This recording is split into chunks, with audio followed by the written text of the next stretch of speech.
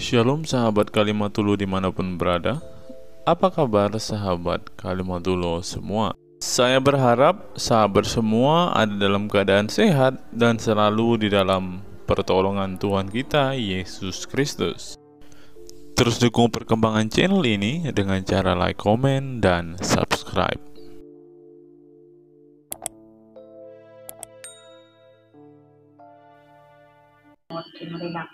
Oh, yang kemarin ini. Ketemu lagi.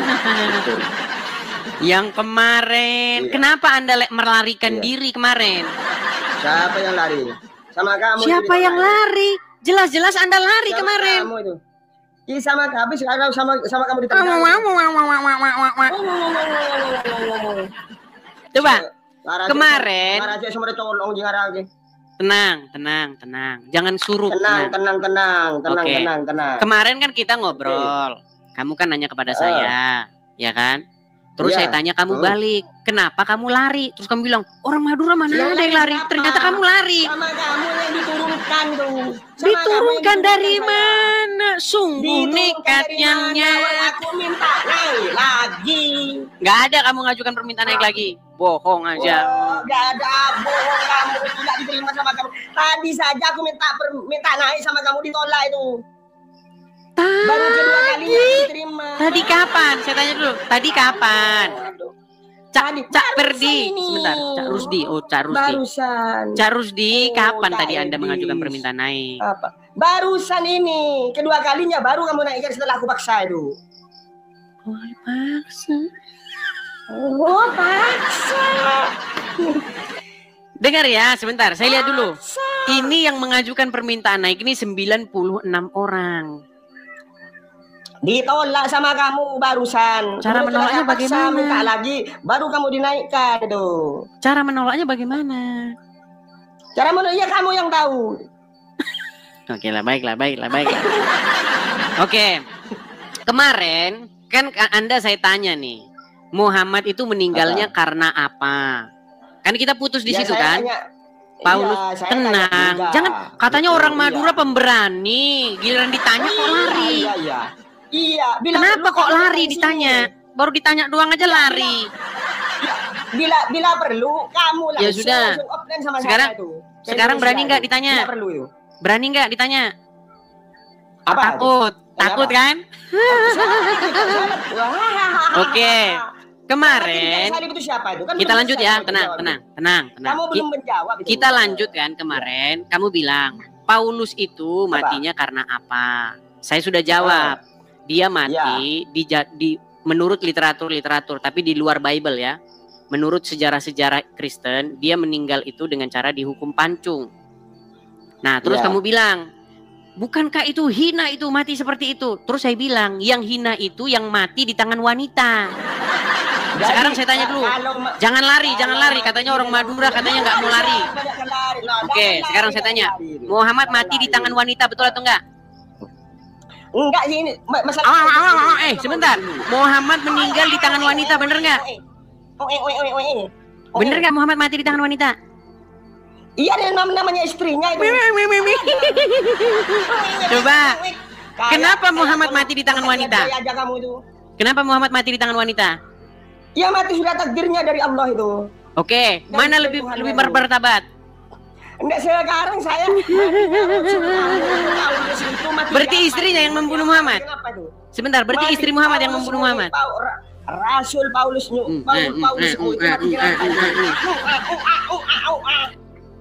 Tenang, jangan marah-marah dulu. Tarik nafas. Iya, jangan marah. Hembuskan. Hembuskan. Oke, tarik nafas. Oke. Hembuskan. Wah. Hembuskan.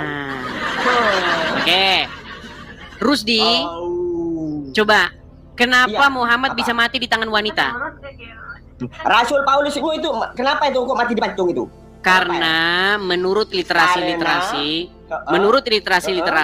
yang saya baca, Rasul Paulus itu dihukum pancung karena dia mengajarkan ajaran-ajaran yang bertentangan dengan seperti itu menurut pandangan mereka. Menurut pandangan orang yang menghukumnya. Sudah? Oke, sekarang saya tanya, Muhammad diracun wanita karena apa?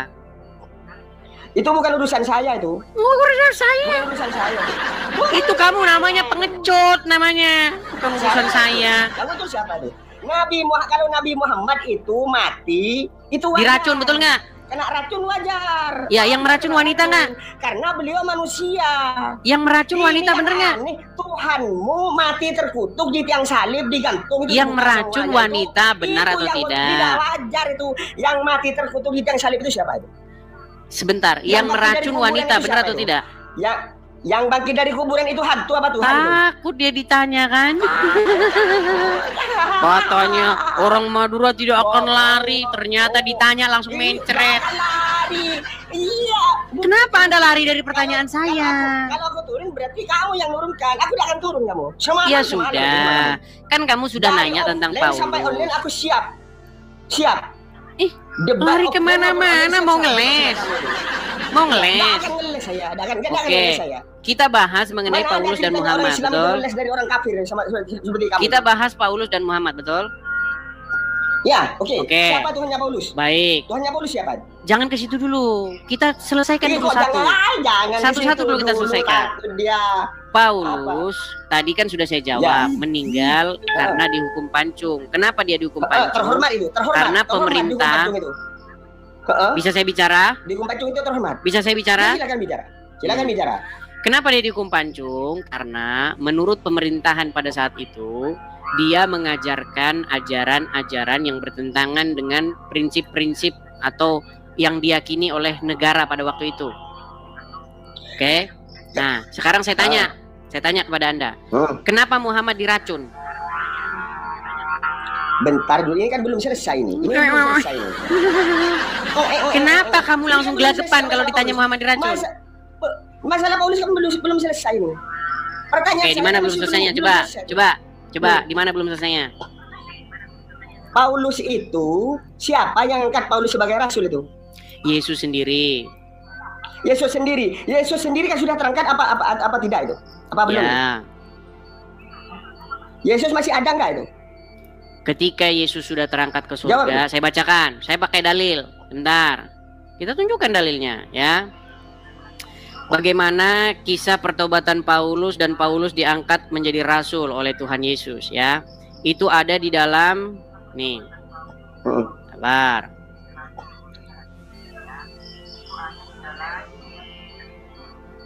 Nih, saya tunjukkan. Kita kalau ngomong pakai dalil, teman-teman. Ada di dalam kisah para rasul, ya. Ayat yang ke nih, sabar, saya balikan dulu ya.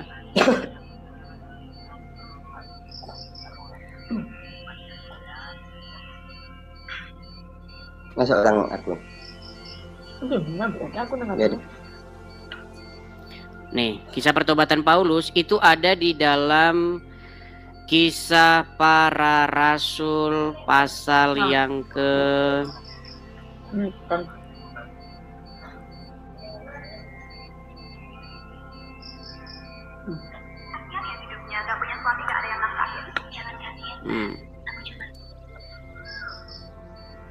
Nih ya, saya balikan dulu ya kamera saya.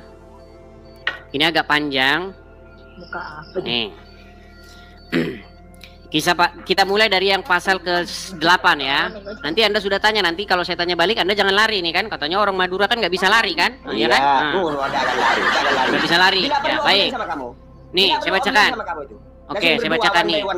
Ya, tenang ya. Nih, saya bacakan. Tenang, pulang ke Indonesia kamu. Bagaimana pertobatan Paulus ya? Nih, Paulus bertobat. Loh, kok pertobatan? Sementara angkat Paulus sebagai rasul itu siapa itu? Iya, ini saya sedang bacakan. Saya sedang bacakan. Kok lari ke pertobatan? Saya sedang bacakan. Saya tanyakan. Bisa tenang. Bisa tenang. Yesus. Iya, ini saya sedang bacakan ini. Bacakan, segera. Bacakan. Baik. Jawab tuh. Jadi ini pertemuan Paulus dengan Yesus ya. Tetapi ini ya jawabnya, Saulus ya kan? Tetapi bangunlah dan pergilah ke dalam kota. Di sana akan dikatakan kepada kamu apa yang harus kau perbuat. Maka termangu-mangulah teman seperjalanannya karena mereka mendengar suara itu. Saya boleh bicara? Saya boleh bicara? Kenapa Anda ketakutan ketika saya bacakan?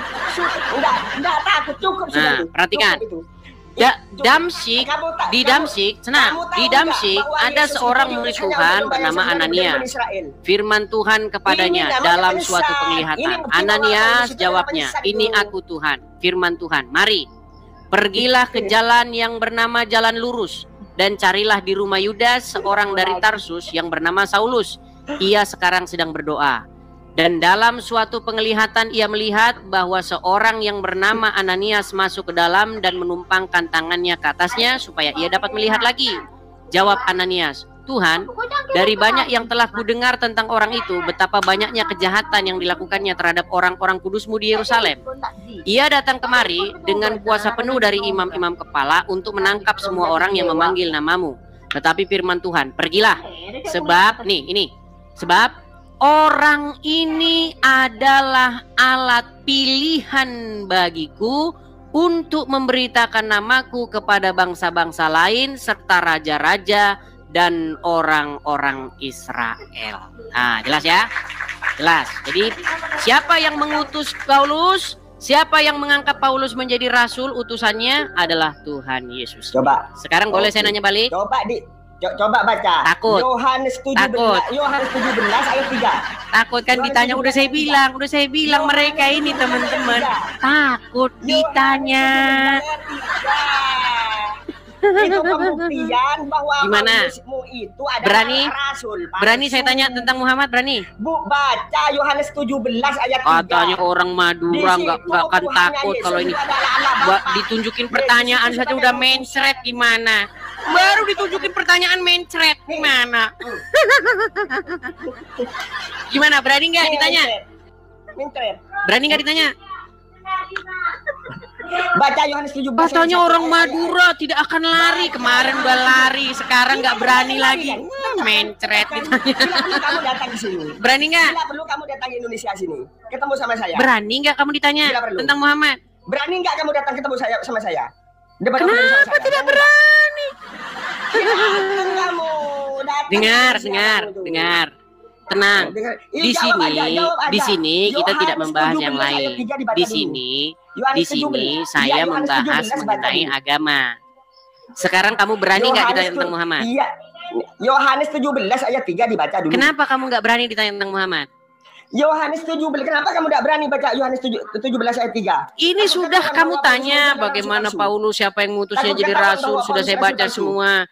Saya boleh nggak nanya sama kamu tentang Muhammad? Yohanes 17 ayat 3. Takutan dia. Kamu takut. Saya orang Madura ini. Orang Madura nggak akan lari ini, orang Madura ini. Giliran ditanya udah mencret. Di hari penghakiman akan diusir oleh Yesus. Bagaimana mungkin kamu ngomong orang Madura nggak akan lari? Ditanya aja udah mencret, mau lari gimana? Berani nggak orang Madura ditanya? Orang Madura berani ditanya nggak? Jawab dulu, berani nggak? Orang Madura takut ditanya gitu bilang. Orang Madura takut ditanya, coba. Orang Madura berani ditanya nggak? Berani. Berani nggak ditanya orang Madura? Berani nggak? Kakan makan juga raga. Kakan makan juga raga. Orang Madura berani ditanya nggak? Berani. Baik. Siapa yang ngeracun Muhammad?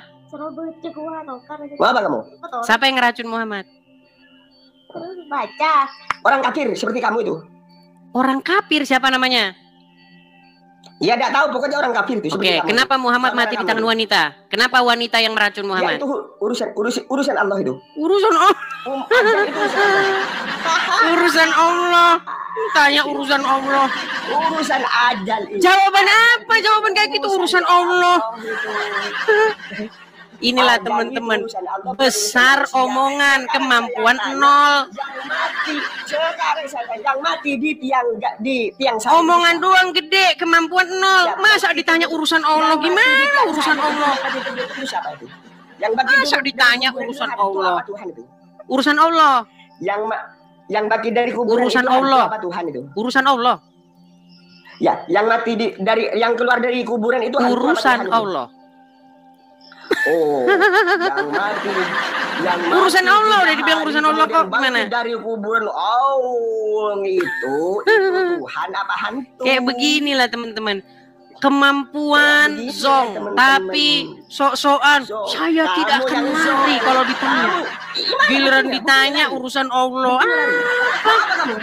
Ayo, mau apa saja? Masa ditanya urusan Allah, jawaban macam apa itu? Jangan macam apa? Buktinya. Yang namanya ajal itu Muhammad Allah itu yang ngatur diracun karena dia melakukan pembantaian kepada orang-orang Yahudi di Khaybar. Betul tidak? Mana datanya? Mana Baik. datanya? Baik, Tunjukkan datanya. baik. Apa yang Muhammad lakukan di Khaybar? Apa yang Muhammad lakukan di Khaybar? Tunjukkan dalilnya. Baik, Kok nanya? sebentar, saya tunjukkan dalilnya. Jangan Anda ditanya urusan Allah apa-apa.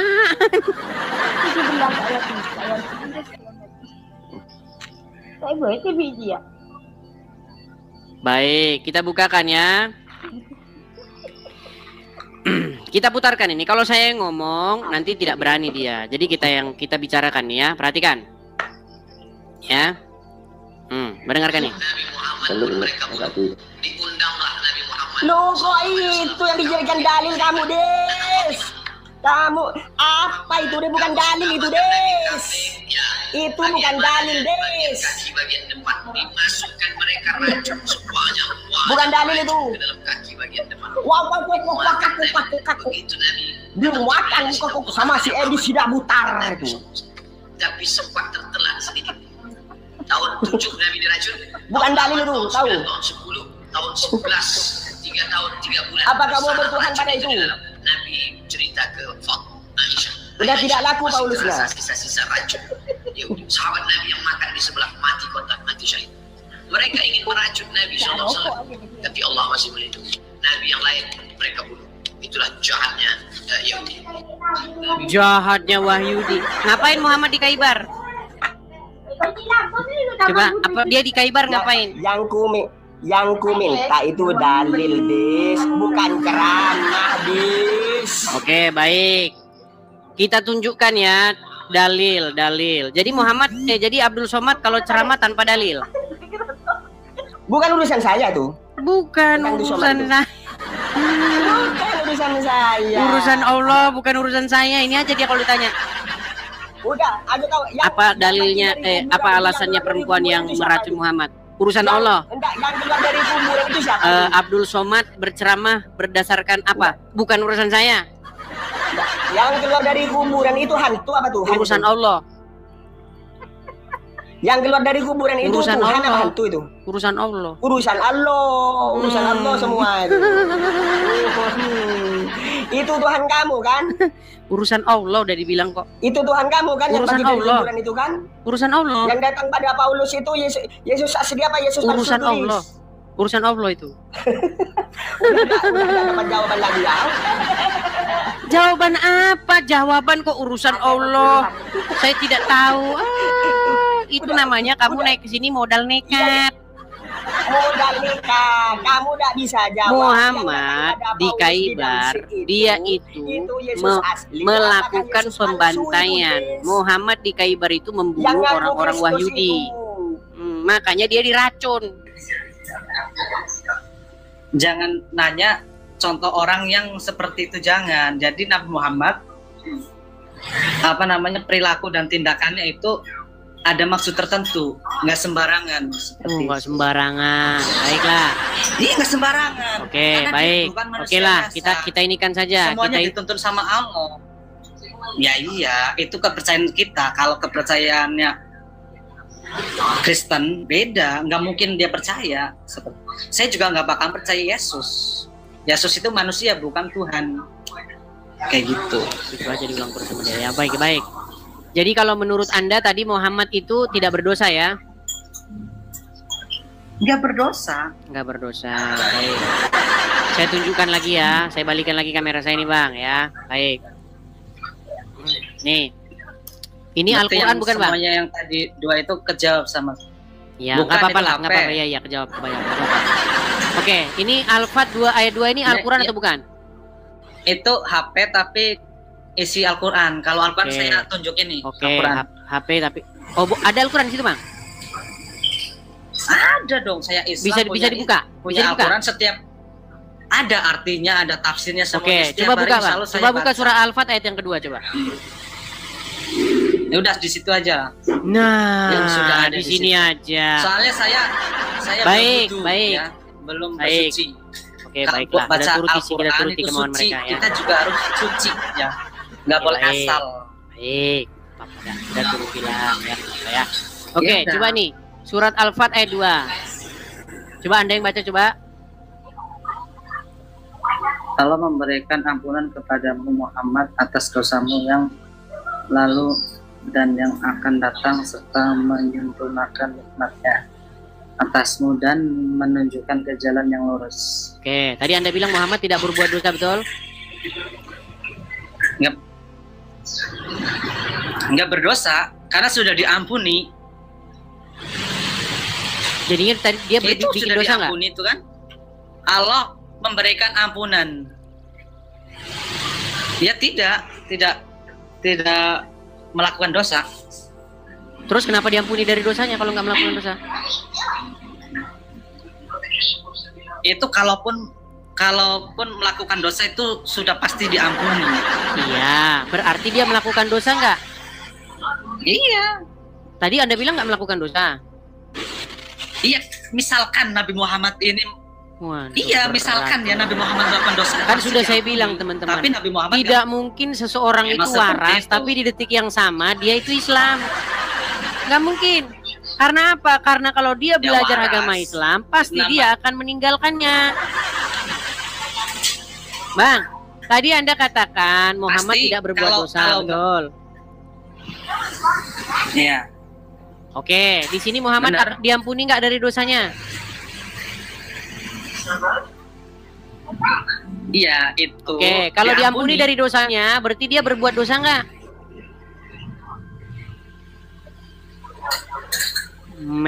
Keren. Mungkin berbuat. Oke, sekarang coba saya balikin dulu kamera saya. Setelah coba nih, saya balikin di kamera saya. Yuk, sekarang buat pengakuan. Saya Nur Fajri. Saya pengakuan. Saya nggak mau. Nah, kan? Tadi Anda bersikukuh mengatakan bahwa Muhammad tidak berbuat dosa. Sekarang Anda akui Muhammad berbuat dosa. Nih itu Allah menurunkan firman-Nya itu ya. Kalau Nabi Muhammad itu berbuat dosa. Iya, Muhammad berarti berbuat dosa enggak, Bang? Ya tidak lah. Itu kan ya udah, terus diampuni dari dosanya itu? Iya. Ini tafsirnya nanti itu beda lagi. Jadi makanya karena saya bilang namanya Al-Quran itu enggak. Mereka ini pemuja penuhan Muhammad. Jadi mereka ini mengkultuskan Muhammad. Mereka ini mendewakan. Saya Tuhannya Allah, Muhammad. Tuhannya Muhammad. Jadi, inilah faktanya. Tidak mendewakan juga. Saya itu Tuhannya Allah. Anda kan mengatakan Muhammad manusia sempurna. Yesus, kan? Karena pada waktu itu umur 9 tahun sudah dewasa. Tapi sekarang tidak bisa lagi dicontoh, teman-teman. Karena zaman sudah berubah. Enggak. Muhammad tadinya berbuat dosa, tapi berdosa tapi nggak berdosa. Nggak berdosa tapi berdosa. Makanya saya bilang teman-teman, gitu. Tolong kalau kalian prihatin dengan saya, kirimkan kepada saya Dekolgen dan Bodrek. Ada beberapa yang Bang, jangan maksain diri ya. Jangan maksain diri udah. Jangan maksain diri udah. Saya turunkan dulu. Enggak bisa maksain. Ya, nonton di bawah aja, Bang. Nonton di bawah aja, nonton di bawah. Makasih Pak Gus Ibrahim, makasih ya. Itulah teman-teman ya.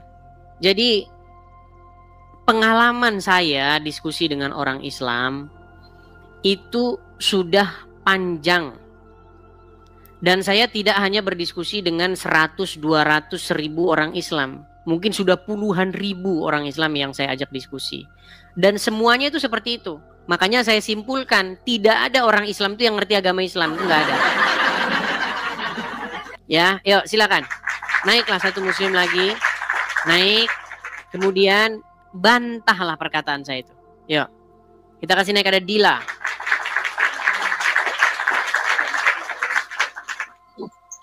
Ya, selamat malam Dila. Halo Dila. Jangan ngambek Dila, jangan ngambek. Kok nangis Dila? Jangan nangis. Nah, oke, lari dia ya. Oke, baik, kita teruskan. Kita teruskan, ada Fatan. Fatan. Ya, Fatan. Halo Fatan. Halo. Ya, silakan Fatan, nyalakan kamera Anda. Tanya lah, aku tanya. Tanya lah. Fatan. Bentar. Ya, bentar. Tanya lah,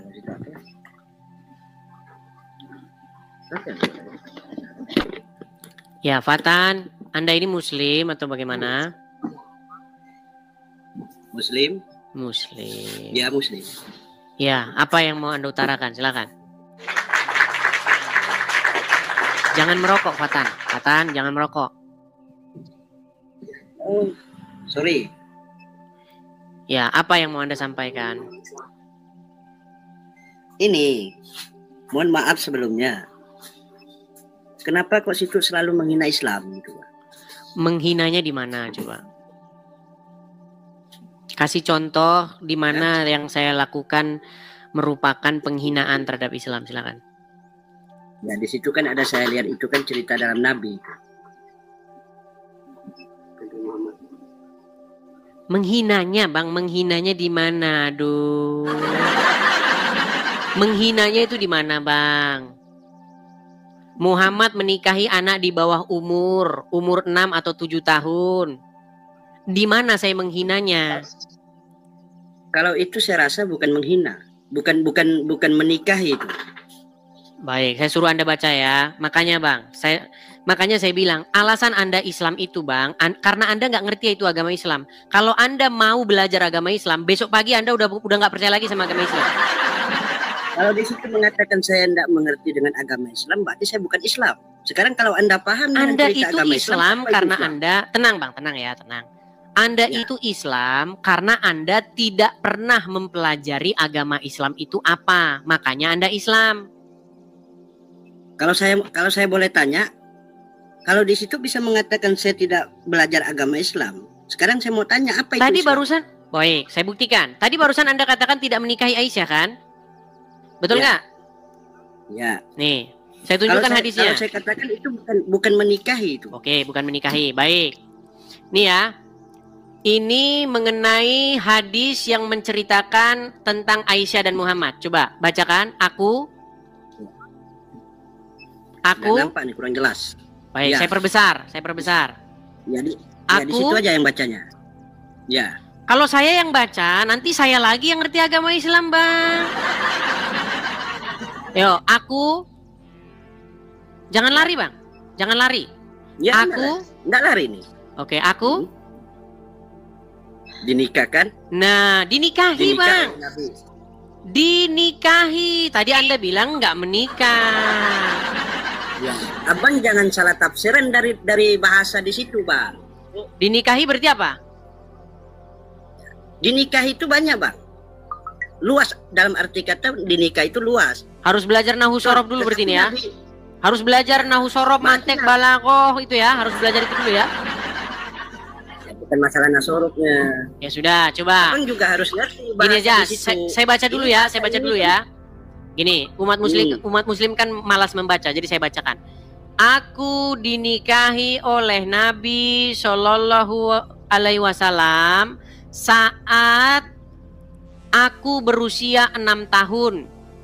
Lalu kami datang ke Madinah dan kami tinggal di Bani Harits bin Kharaj.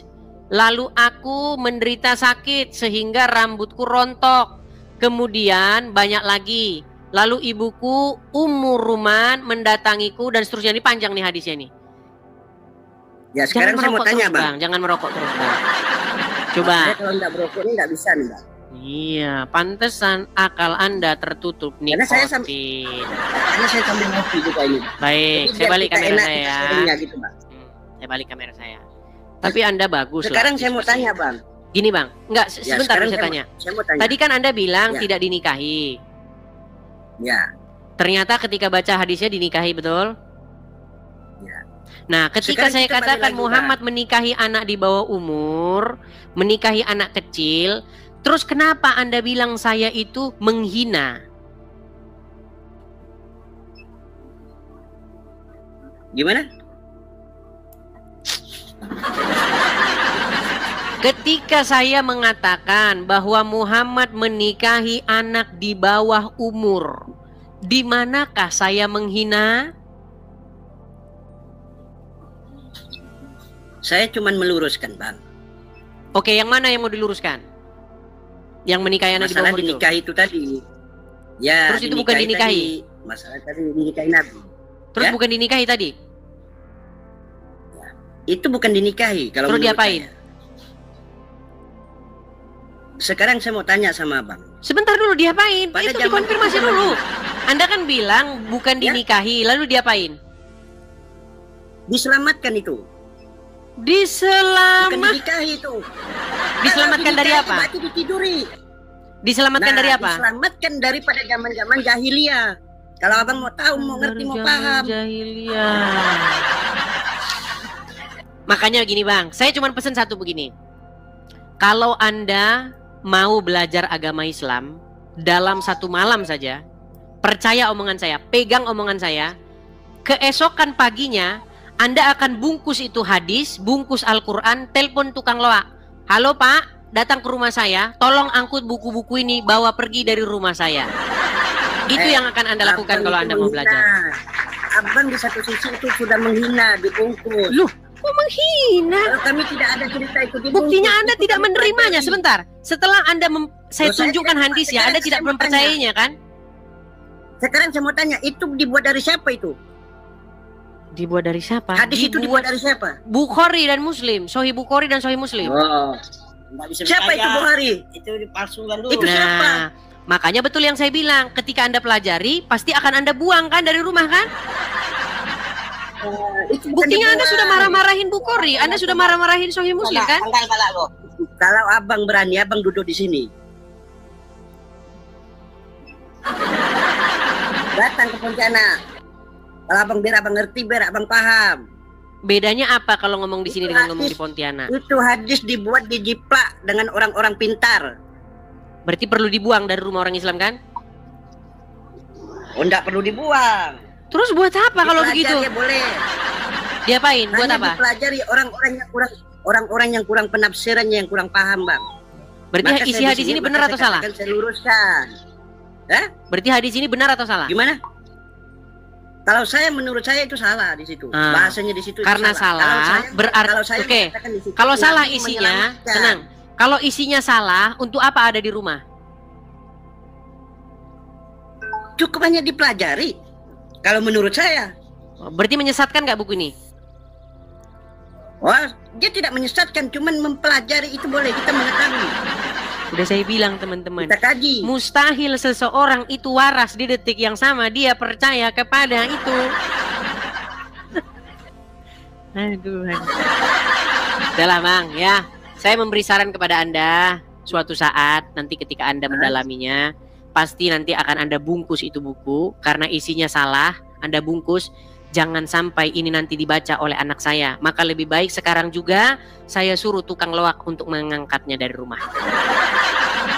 Oke? Selamat malam Bang Kalau ya. bagi Saya abang turunkan sih ya. oke, nggak jadi masalah.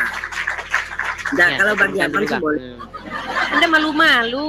Anda sudah mengatakan buku itu salah. Kalau salah untuk apa ada di rumah Anda? Makanya sesegeralah panggil tukang loak. Saya itu kalau ngomong teman-teman, bukan asal-asal saya bicarakan. Cuman dia masih malu. Dia sudah tahu buku itu salah. Dia sudah tahu buku itu nggak benar informasinya. Dia sudah akui itu. Cuman dia malu mau menyingkirkan buku itu dari rumahnya.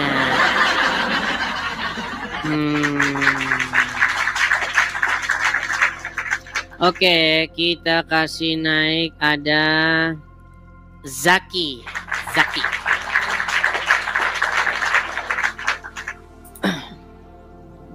Ya, Zaki. Ya. Ya, silakan Edis. Zaki, nyalakan kamera Zaki. Sebentar, Edis.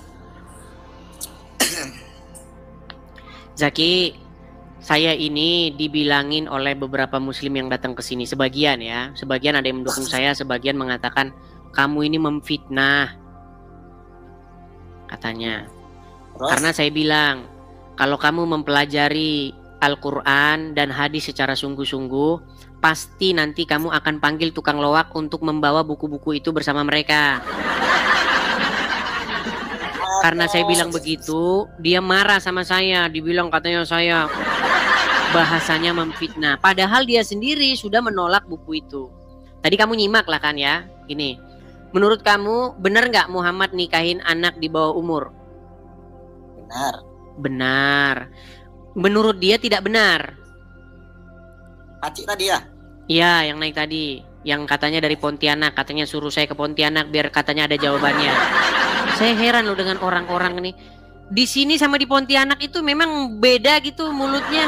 Sama, otaknya juga tetap sama. Gitu-gitu juga. Coba, yang mau saya tanyakan sama kamu Zaki. Benar atau tak salah Muhammad menikahi anak umur 6 tahun? Di dalam hadis Bukhari Muslim ya, benar. Benar. Berarti benar tidak Muhammad itu pelaku orang yang mengawini anak di bawah umur? Waktu zaman itu tidak, Edis. Nah, benar tidak, tidak benar, benar tidak. Tidak benar, benar tidak benar benar. Makanya saya bilang teman-teman, siapin dekolgen kalau ngomong sama orang muslim. Waktu itu kan zaman Aduh Bang. Makanya saya bilang Bang, kalau kamu mau jujur terhadap dirimu sendiri, percayalah sama saya Bang. Ketika kamu membuka hatimu, kamu buka akal pikiranmu, kamu buka akal sehatmu untuk mempelajari Al-Quran dan mempelajari hadis itu Bang. Percaya, pegang omongan saya. Tidak lama lagi Anda akan memanggil tukang loak untuk membawa buku-buku itu bersama dengan tukang loak agar dibawa keluar dari rumahmu. Pegang omongan saya, nggak percaya Anda. itu nggak baik itu. Loh, Kita nggak boleh buktinya banyak orang tidak percaya. Gimana? Kita seperti itu, Edis. Kita dalam agama ini ada toleransinya. Nggak Oke, boleh sekarang saya tanya kepada kamu. Menurut kitab-kitab hadis, boleh nggak kamu berteman dengan orang non-muslim? berteman boleh. Nih, makanya saya bilang mereka ini harus membuang buku. Karena yang di buku sama yang diomongin beda. Saya tunjukkan ya. Berteman tidak ada larangan, berteman. Baik. Tidak ada larangan katanya. Itulah artinya toleransi. Ini sungguh nekat yang nyata memang mereka. Saya bacakan Zaki sama kamu ya Zaki ya. Aduh Zaki. Nih. Coba kami yang baca ya. Itu hadis apa itu sekarang? Hadis yang perlu kamu buang bersama dengan tukang loak. Hadis itu ada yang palsu, ada yang tidak. Hadis itu ada Baik. rekayasa, tidak. Oke nih. Coba. Jangan semua hadis Oke, coba kami yang baca. Ini hadis ini diriwayatkan oleh Abu Dawud, Tirmizi, Ahmad, Ibnu Hibban, Sohih nih, Sohih. Ini hadis ini, nih coba. Dari Abu Sa'id, dari Nabi. Coba baca lanjut. Sallallahu alaihi wasallam, beliau bersabda, janganlah engkau berteman kecuali dengan orang mukmin dan janganlah memakan makanan kecuali orang yang bertakwa. Benar itu. Ah, tadi kamu bilang boleh nggak berteman dengan orang selain yang mukmin? Berteman boleh, tapi iman jangan diikuti. Coba kamu baca. Janganlah engkau berteman. Aduh. Coba. Tapi kita nggak boleh makan, Edis. Zaki, janganlah engkau berteman, betul? Kecuali dengan orang mukmin. Oke, berarti boleh nggak berteman dengan orang Kristen? Boleh. Sudah saya bilang. Ini loh, janganlah engkau berteman kecuali dengan orang mukmin. Berarti selain yang mukmin kamu nggak boleh berteman. Aduh, teman-teman, kasihanilah saya, kirimlah kepada saya bodrek dan dekolgen. Bang, saya itu tidak berlebihan ketika mengatakan kalau Anda sungguh-sungguh mempelajari agama Islam, kitab-kitab ini nanti akan Anda buang untuk jadi bungkus pecel. Karena kamu tidak percaya, karena itu bertentangan dengan hati nuranimu, Bang. Bang Zaki, saya percaya, Bang. Saya percaya Anda ini orang baik. Pegang omongan saya. Kalau kita bertetangga, saya akan jadikan Anda teman saya dekat. Dari cara saya ngomong dengan Anda, dari cara kita berkomunikasi, saya suka Anda jadi teman saya. Saya ajak Anda main, ayo mancing bro, ayo kesini bro, ayo kesini, jalan bro, kesana bro, ayo makan yuk. Pasti saya ajakin. Karena saya lihat saja secara sepintas, ini orang enak diajak berteman. Nah makanya itu bertentangan dengan akal pikiranmu kan? Bertentangan hadis itu. Kalau berteman boleh, dalam hadis itu. Dalam hadis itu dibilang jangan berteman, Zaki, jangan. Ya, betul. Benar itu, tapi kan tafsirnya ada lagi di situ, Mas Edis. Tafsirnya lagi. Kalau berteman kepada siapa aja kita boleh, itulah gunanya toleransi. Jaki, makanya saya bilang Jaki, saya itu tidak berlebihan loh mengatakan. Sesungguhnya akal dan hatimu menolak buku itu. Ya kan? Makanya sekarang pasti kalau ada buku-buku semacam itu di rumah Anda, pasti akan Anda buang, betul? Islam ini mengajar baik, Mas Edis. Islam ini mengajar baik untuk semua masyarakat, walaupun Kristen, Hindu, walaupun Cina, kita boleh berteman sama siapa aja. Islam ini mengajari baik tentang sosial. Tadi Mas Edis di situ cepat menyimpulkan. Kenapa saya bilang seperti itu? Di situ artinya kita tidak boleh mengikuti iman orang Kristen ataupun Yahudi ataupun siapapun itu selain dari Islam. Dan satu hal lagi, kita tidak boleh memakan babi ataupun anjing, itu yang diharamkan oleh agama Islam.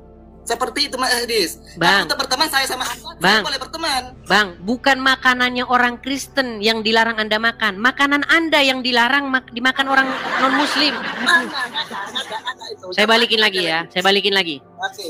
Bang, makanya jangan saya yang baca. Gantian dong. Coba Anda gantian yang baca, yuk. Janganlah engkau berteman kecuali dengan orang mukmin. Dan janganlah memakan. Kan betul kan? Janganlah memakan kecuali orang yang bertakwa. Coba baca lagi yang benar. Baca lagi yang benar. Janganlah memakan. Janganlah memakan makananmu kecuali orang yang bertakwa dan beriman kepada Allah Subhanahu wa taala. Oke, berarti dilarang memakan makananmu kecuali orang yang bertakwa. Contoh. Saya tetanggamu nih, saya mampir. Bro, Zaki. Apa, Dis? Ya. Gua mau masuk, bro. Ada makanan apa, bro? Ada kambing, ada ayam gitu. Kamu teringat hadis ini? Hei, Zaki. Janganlah memakan makananmu selain orang yang bertakwa. Jadi makananmu itu tidak boleh dimakan kecuali oleh orang yang bertakwa. Kadang-kadang saya lucu lah, Mas Edis ini sebenarnya orang pintar, tapi Mas Edis ini cepat menyimpulkan dari awal. Saya sama Mas Edis cepat menyimpulkan. Janganlah memakan makananmu kecuali orang bertakwa. Contoh, saya kasih contoh begini. Saya punya motor. Janganlah memakai motormu selain yang punya SIM. Berarti motor saya boleh nggak dipakai sama yang nggak punya SIM? Nggak boleh. Nggak boleh. Hadis ini mengatakan, janganlah memakan makananmu kecuali orang bertakwa. Saya tanya, saya orang bertakwa nggak? Tidak. Nggak. Boleh nggak saya memakan makananmu? Berarti? Nggak boleh. Nah iya. Makanya menjadi seorang muslim artinya Anda itu tidak boleh memberikan makanan Anda kecuali kepada sesama muslim. Misal, Anda punya tetangga Kristen. Dia kelaparan, tidak punya makanan, kesusahan hidupnya.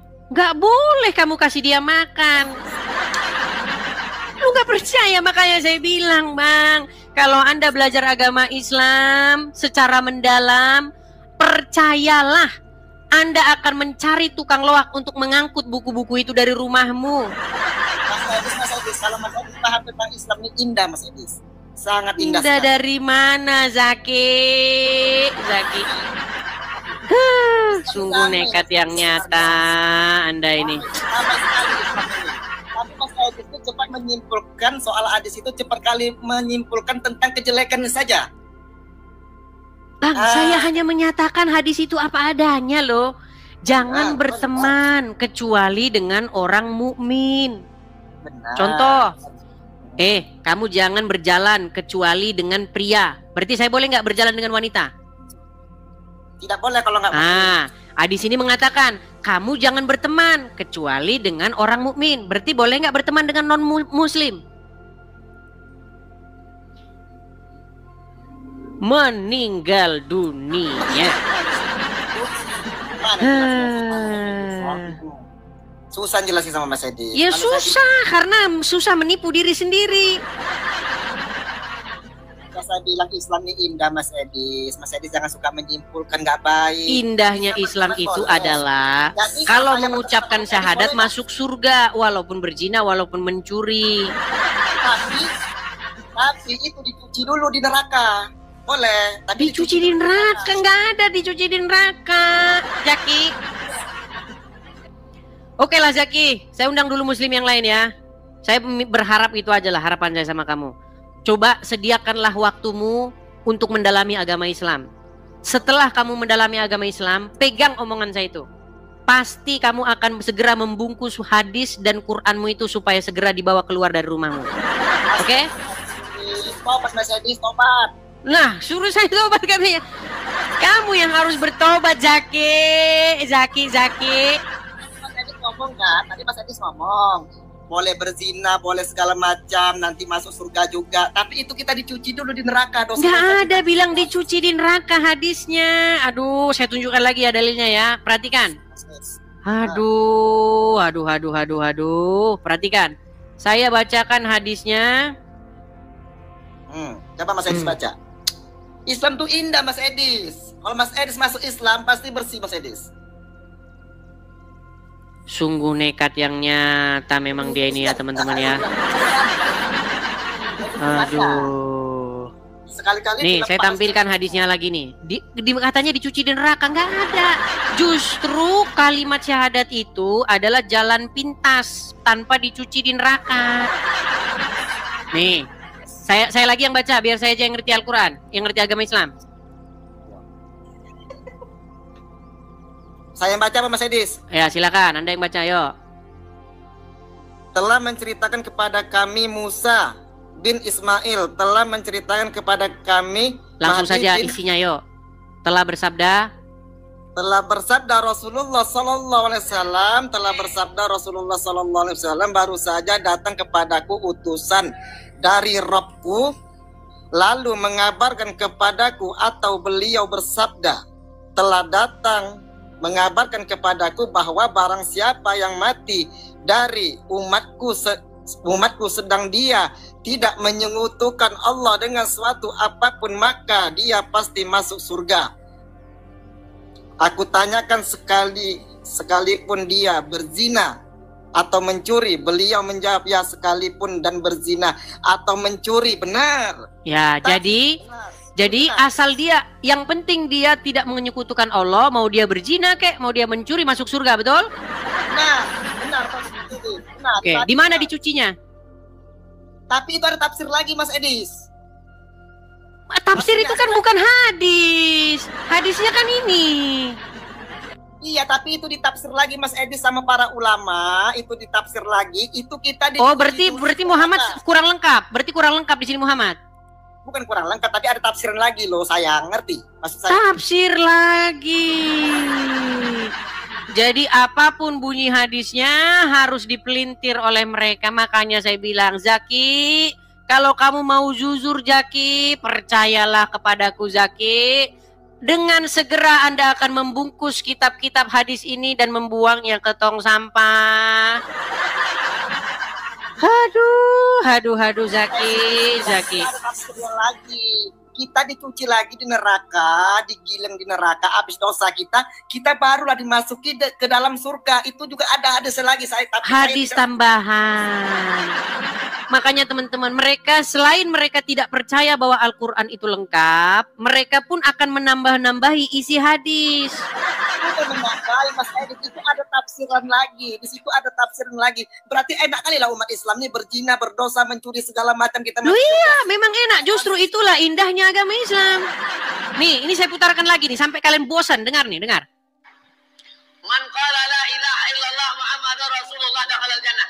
Siapa yang mengucapkan la ilaha illallah Muhammadur Rasulullah dakhalal jannah. Semua umat Muhammad sallallahu alaihi wasallam masuk surga. Nabi yang mengatakan. Datang sahabat bertanya, wa in zana, wa in saraf, bagaimana kalau dia berzina? Bagaimana kalau dia mencuri? Kata Nabi, wa in zana, wa in saraf, dia berzina, dia mencuri, tetap masuk surga. Berzina, pencuri, masuk surga. Masuk surga. Sudah saya katakan masuk surga. Itu ada kelanjutannya lagi. Aduh. Kelanjutannya di karang-karang sendiri. Saya cek hadisnya nggak ada, di obok-obok di neraka dulu nggak ada. Itu tafsiran. Iya, artinya itu tambahan, bukan perkataan Muhammad. Muhammad tidak pernah mengatakan cuman disiksa dulu di neraka. Nggak ada, Muhammad nggak ngomong gitu. Yang ngomong gitu adalah para pengarang tafsir. Saya kan nggak bahas pengarang tafsir, saya bahas perkataan Muhammad. Murni perkataan Muhammad, tanpa tambahan, tanpa editing. Karena bagian yang mengatakan cuman diobok-obok di neraka dulu bukan perkataan Muhammad, tapi perkataan Abdul Somad. Sejak kapan Abdul Somad ada di hadis? Sejak kapan Abdul Somad ada di dalam riwayat Bukhari? Kan dia nggak ada. Saya hanya mengutip perkataan Muhammad saja. Itu kan tafsiran, saya bilang. Iya, tafsiran bukan perkataan Muhammad kan? Bukan. Iya, kenapa harus saya ikuti? Saya kan mengutip perkataan Muhammad. Saya bukan mengutip perkataan para penafsir Al-Quran, penafsir hadis, gitu. Ya udahlah Mas Edis, nanti kita lanjut. Ya udah, lanjut lagi. Pokoknya ingat pesan saya Zaki ya. Kalau kamu mendalami agama Islam sungguh-sungguh, pasti nanti kamu akan segera membungkus buku-buku yang seperti tadi itu untuk segera dibawa keluar dari rumahmu, oke? Jadi, saya selalu berdoa kepada Allah Subhanahu wa taala dilindungi dari kekikiran, kekufuran, kepakiran, kekafiran. Bang, saya itu wajib kafir kepada nabi-nabian dan juga kepada Tuhan-Tuhanan. Nanti kalau saya bahas nanti tentang Yesus, Mas saya Oke lah, Bang Zaki, kita beri kesempatan dulu kepada muslim yang lain ya. Oke, saya turunkan. Berat memang mereka mengakui kenyataan itu ya. Profesor Kiai Haji Quraisy Shihab, seorang cendekiawan muslim, terkemuka menekankan pentingnya memilih ustadz yang tidak memaki-maki dalam dakwahnya. Quraisy Shihab mengingatkan bahwa dakwah adalah ajakan kepada kebaikan yang harus disampaikan dengan cara yang baik pula. Ia menekankan pentingnya mencontoh akhlak Nabi Muhammad SAW yang selalu lemah lembut dalam menyampaikan ajaran Islam. Mengutip sabda Nabi Muhammad, barang siapa yang beriman kepada Allah dan hari akhir, hendaklah ia berkata baik atau diam. Ayahanda presenter Nasyo Shihab menegaskan bahwa ini adalah pedoman penting bagi para pendakwah. Kata-kata yang baik dan penuh hikmah lebih efektif dalam menyentuh hati dan menggerakkan orang untuk berubah ke arah yang lebih baik. Dalam dakwah, seringkali ditemukan penceramah yang menggunakan kata-kata yang keras dengan alasan untuk menegur atau mengingatkan umat. Namun, Profesor Quraisy Shihab mengingatkan bahwa cara ini justru bisa menimbulkan antipati dan menjauhkan orang dari ajaran agama Islam yang seharusnya penuh kasih sayang dan rahmat. Menukil Islam.co, Quraisy Shihab menjelaskan hal yang menarik ketika ditanya seseorang terkait kriteria ustadz yang tepat untuk dijadikan panutan atau sebagai penceramah. Mantan rektor lain, sekarang UIN, Syarif Hidayatullah Jakarta, ini menjelaskan dengan penuh kasih ibarat seorang bapak menasihati anaknya.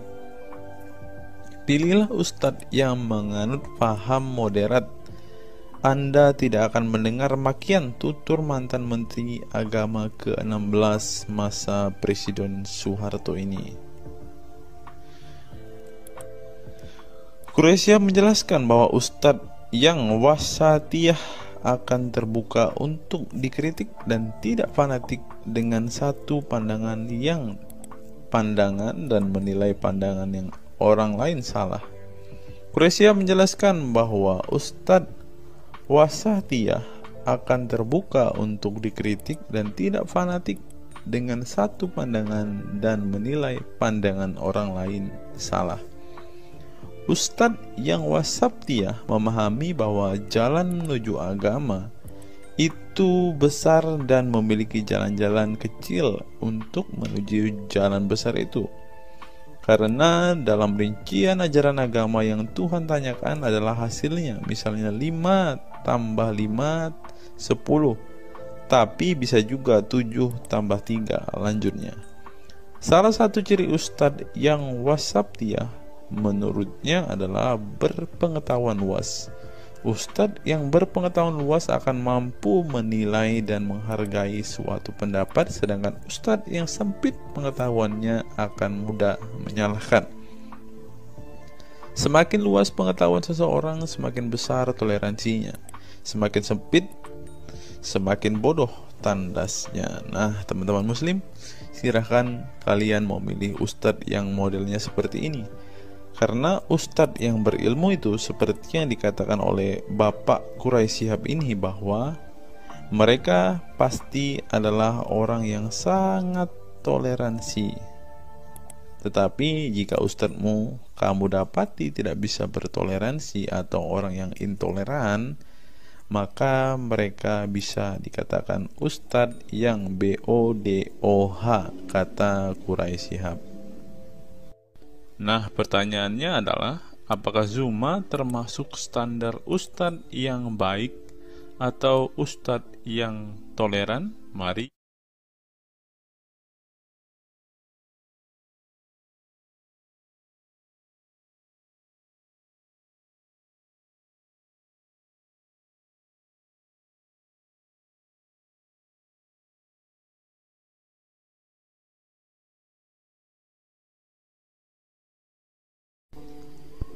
Google, mengapa Rasulullah disebut sebagai nabi penutup?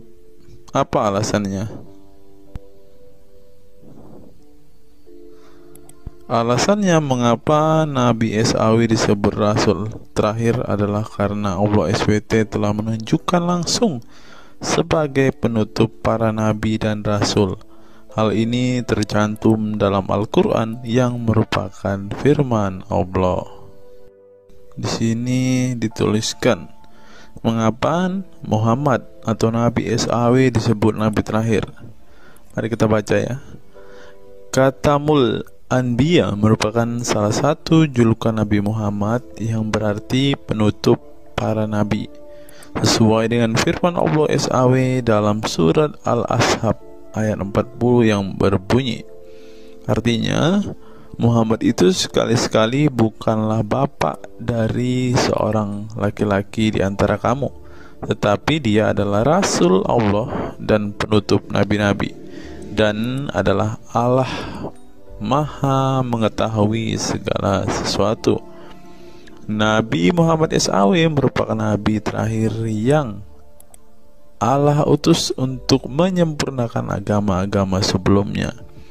Al-Quran merupakan kitab Allah yang menyempurnakan kitab-kitab sebelumnya, sehingga tidak perlu ada kitab lain karena Al-Quran merupakan kitab Allah yang menyempurnakan kitab-kitab sebelumnya, sehingga tidak perlu ada kitab lain karena Al-Quran sebagai kitab terakhir. Maka dapat diartikan bahwa tidak ada lagi nabi setelah Nabi Muhammad SAW. Nabi Muhammad SAW sebagai nabi terakhir juga didukung dengan dalil lainnya, yaitu surat Al-Sab 61 ayat 6. Dan ingatlah ketika Isa bin Maryam berkata, "Hai Bani Israel, sesungguhnya aku adalah utusan Allah kepadamu, membenarkan kitab sebelumku, yaitu Taurat, yang memberikan kabar gembira dengan datangnya seorang Rasul yang akan datang sesudahku, yang namanya Ahmad, dalam tanda kurung Muhammad."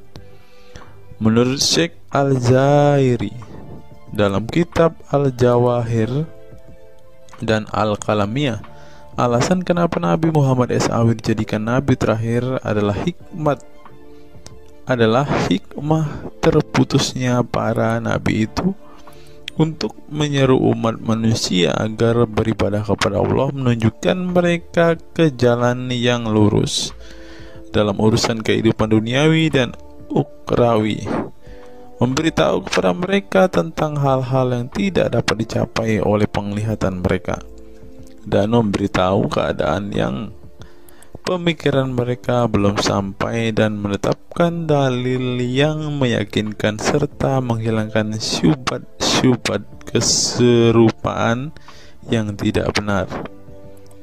Adapun hubungan dakwah Nabi Muhammad SAW dengan nabi-nabi terdahulu ialah terbangun atas dasar sebagai penguat dan penyempurna dakwah nabi-nabi sebelumnya.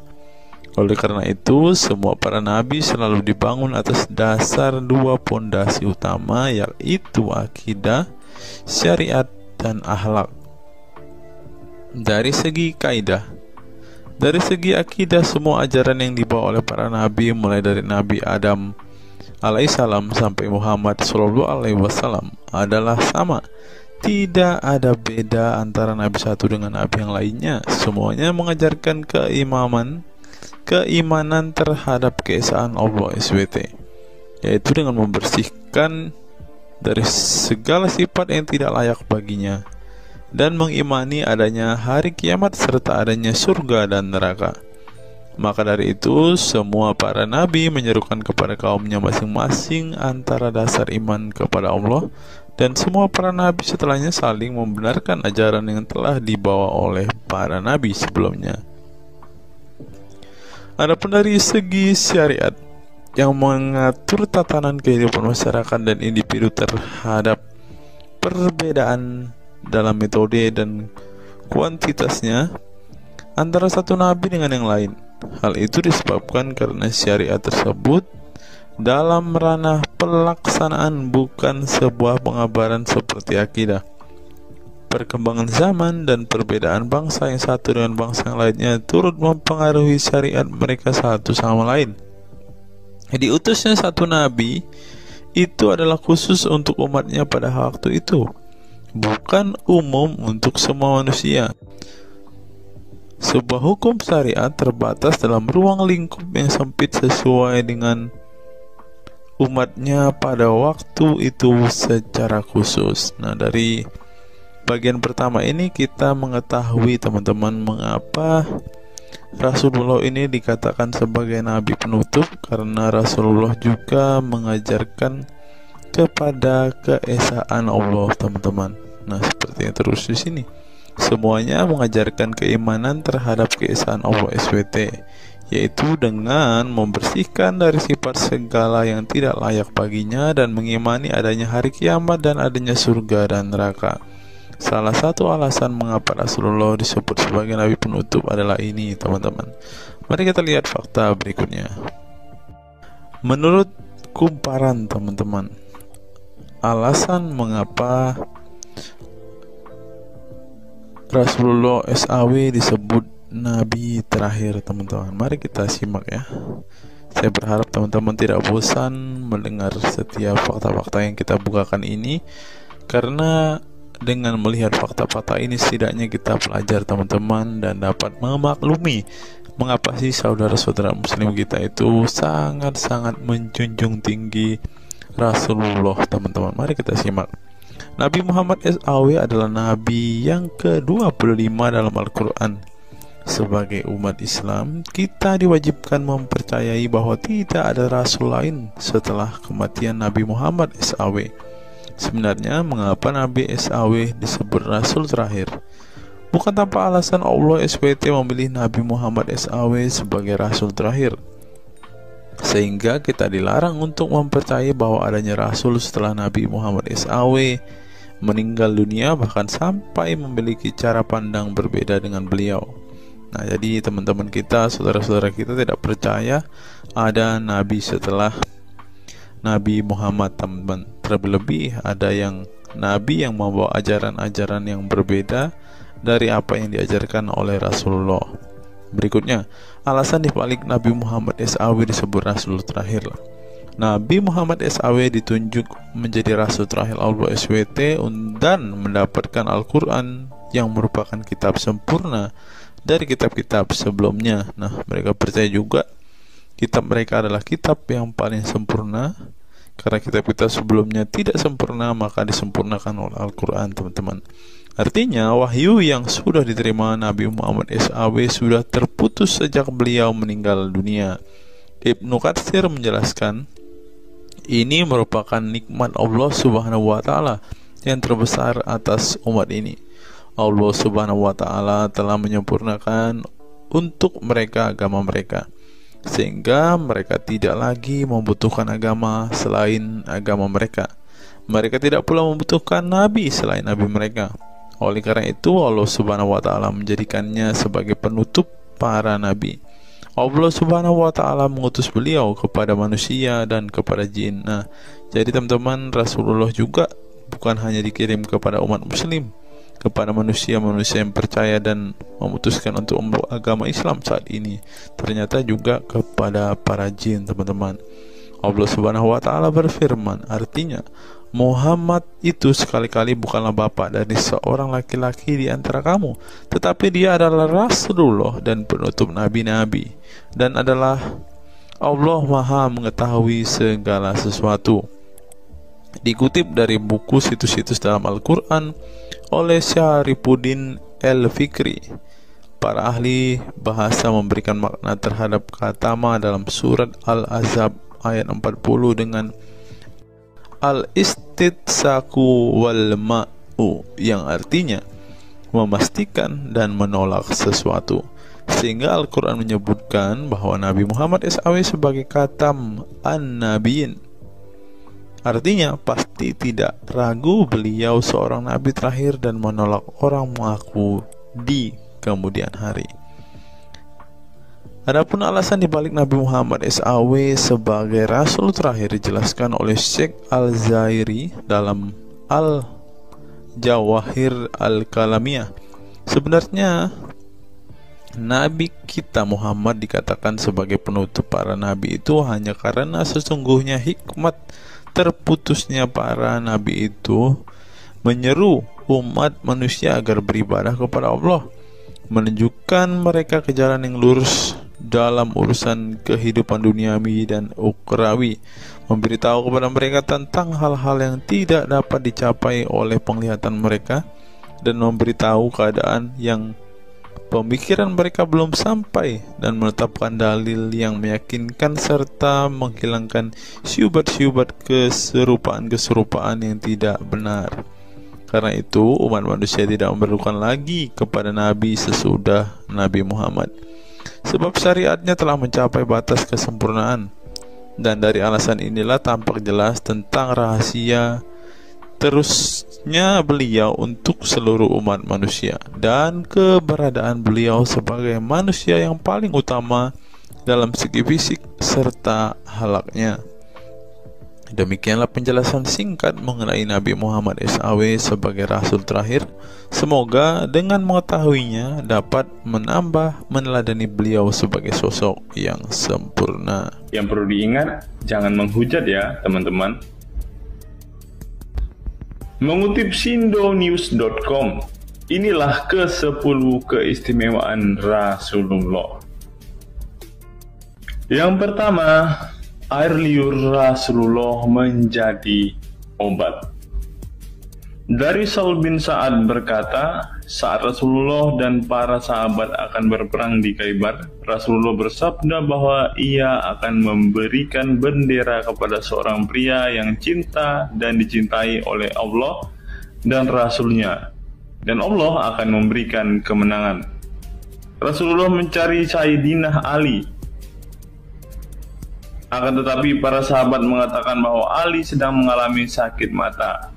Rasulullah memerintah para sahabat untuk mendatangkan Ali kepada beliau. Kemudian Rasulullah meludahi kedua matanya dan mendoakannya. Seketika itu sakit matanya sembuh seakan-akan tidak ada bekas sakit sebelumnya. Kemudian sahabat Talq bin Ali mengaku pernah digigit kalajengking di kakinya. Lalu Nabi meludahi kakinya dan mengusapnya. Seketika hilang sakit dan berhenti darahnya keluar. Talak bin Ali mengatakan, aku digigit oleh kelajengking ketika aku di dekat Nabi Muhammad, lalu beliau meludahi kakiku dan mengusapnya. Yang kedua, rambut beliau membawa berkah. Sahabat Khalid bin Walid radhiyallahu anhu tak pernah kalah di medan perang. Di setiap perang, Khalid selalu meraih kemenangan dan membuat nyali musuh ketakutan. Ternyata penyebabnya tak lepas dari keberkahan rambut Nabi Muhammad yang selalu dia bawa ketika perang. Rambut beliau juga dijadikan sebagai obat bagi orang sakit. Yang ketiga, keringat Nabi Muhammad menjadi minyak wangi. Anas bin Malik menceritakan keberkahan keringat Nabi Muhammad sebagai minyak wangi. Beliau mengatakan, Nabi masuk ke rumah kami dan beliau qailullah, tidur siang di tempat kami. Ketika tidur itu, Nabi berkeringat, kemudian ibuku datang membawa botol dan keringat Nabi Muhammad ditampung ke dalam botol itu. Kemudian ketika Nabi bangun dari tidurnya, beliau bertanya kepada ibuku, wahai Ummu Sulaim, apa yang sedang engkau perbuat? Ummu Sulaim mengatakan, ini keringatmu wahai Rasulullah, aku jadikan minyak wangi dan ini adalah minyak wangi yang paling wangi. Yang keempat, tidak memiliki bayangan. Asyadid Muhammad bin Alawi Al-Maliki dalam kitabnya Mafahim Yazid Antus Hahaha menyebut di antara kekhususan Nabi Muhammad adalah tidak memiliki bayangan. Karena memang beliau adalah cahaya dan cahaya tidak pernah memiliki bayangan. Nabi tidak memiliki bayangan meskipun ada sinar matahari. Ini didukung oleh doa Nabi yang meminta kepada Allah untuk dijadikan sebagai cahaya. Hal ini disebutkan oleh Imam Muslim dalam hadis yang menjelaskan tentang bacaan Nabi dalam doa sujudnya. Ya Allah, jadikanlah di dalam hatiku cahaya, di pendengaranku cahaya, dalam penglihatanku cahaya, di sebelah kananku cahaya, di sebelah kiriku juga cahaya, di depanku cahaya, dan di belakangku cahaya, serta di atasku cahaya, juga di bawahku cahaya, dan jadikanlah untukku cahaya. Dalam riwayat lain juga disebutkan, jadikanlah aku cahaya. Yang kelima, tidak pernah menguap. Dalam kitab Al-Qashais Al-Kubra, Imam Asyuyuti menyebutkan riwayat Nabi Muhammad yang sepanjang hayat tidak pernah menguap. Ditakris oleh Imam Al-Bukhari dalam kitabnya Al-Tariq dan juga Ibnu Abi Saibah dalam Musannafnya, dan dari Isa Ibnu Sa'ad dari Yazid bin Al-Asham, beliau berkata bahwa Nabi Muhammad tidak pernah menguap sama sekali. Yang keenam, hati beliau tidak pernah tidur. Keistimewaan lainnya adalah kedua mata beliau tertidur, namun tidak demikian dengan hati beliau. Suatu waktu Nabi Muhammad pernah ditanya oleh istrinya Sayyidah Aisyah tentang tidurnya selepas sholat witir. Wahai Rasulullah, apakah engkau tidur setelah sholat witir? Beliau menjawab, betul Aisyah, sesungguhnya mataku tertidur dan tetapi hatiku tidak pernah tidur. Ini sejalan dengan apa yang disebutkan beliau bahwa para nabi tidaklah tidur kecuali hanya mata mereka saja yang terpejam. Hati mereka tidak pernah tidur dari berzikir kepada Allah Ta'ala. Dan begitu juga para nabi tidur hanya matanya saja, sedangkan hatinya tidak pernah tidur. Yang ketujuh, jubah beliau sembuhkan orang sakit. Asma bintu Abu Bakar radhiyallahu anhu bertaburuk dengan jubah Nabi. Dari Abdullah bin Kaisan berkata, diperlihatkan kepadaku sebuah jubah tayalisah dari Kisra dan kerahnya berbahan dibaj. Juga kedua sisinya dijahit dengan dibaj. Asma berkata kepada budaknya, Wahai Abdullah, jubah ini dahulu ada pada Aisyah hingga ia wafat. Setelah Aisyah wafat, aku pun mengambilnya. Dulu Rasulullah sering memakai jubah ini. Kami pun biasa mencuci jubah ini dengan air untuk menyembuhkan orang yang sakit.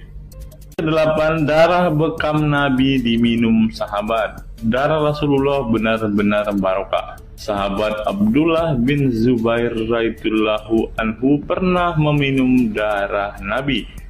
Diceritakan Abdullah datang kepada Rasulullah ketika beliau sedang berbekam. Setelah Rasulullah selesai, maka beliau memberikan darah berbekam itu sambil berkata, "Pergilah dan sembunyikan darah ini dari manusia." Maka aku pergi dan meminum darah itu. Selepas itu aku mendatangi Rasulullah kembali. Lalu Rasulullah bertanya, "Apa yang kamu lakukan?" Abdullah menjawab, "Aku sudah sembunyikan darah itu di tempat yang tidak boleh dilihat oleh manusia." Baginda Nabi berkata lagi, "Jangan-jangan kamu telah meminumnya?" Beliau menjawab, "Ya, aku telah meminumnya, wahai Rasulullah."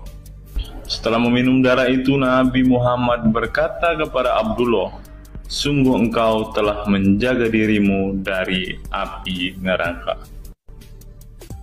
Yang ke-9, tidak pernah ihtilam atau dalam tanda kurung mimpi basah.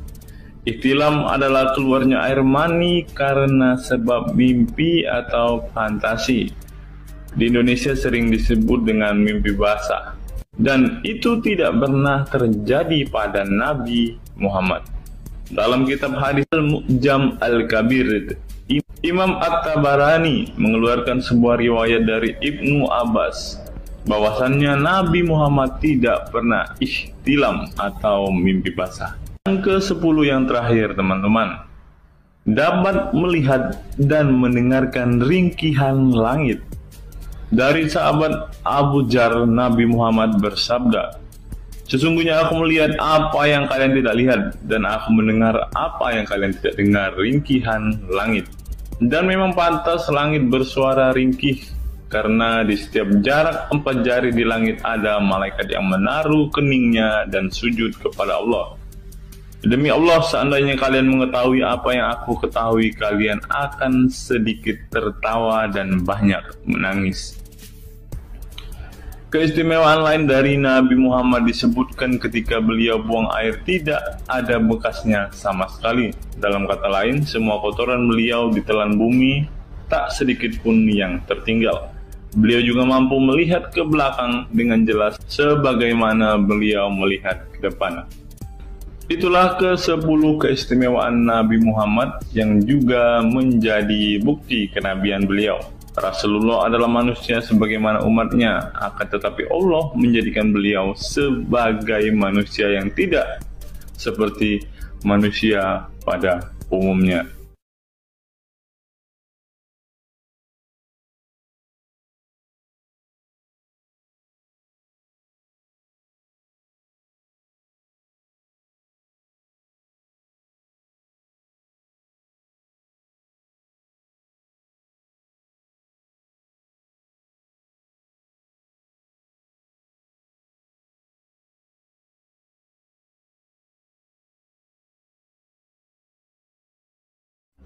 Hari ini kita akan menyimak sebuah kisah yang saya kutip dari sebuah artikel yang akan menggemparkan kita semua.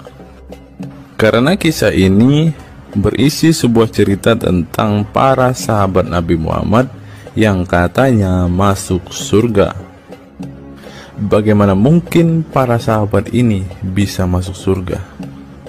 Sedangkan junjungan mereka sendiri pun tidak mempunyai kepastian surga.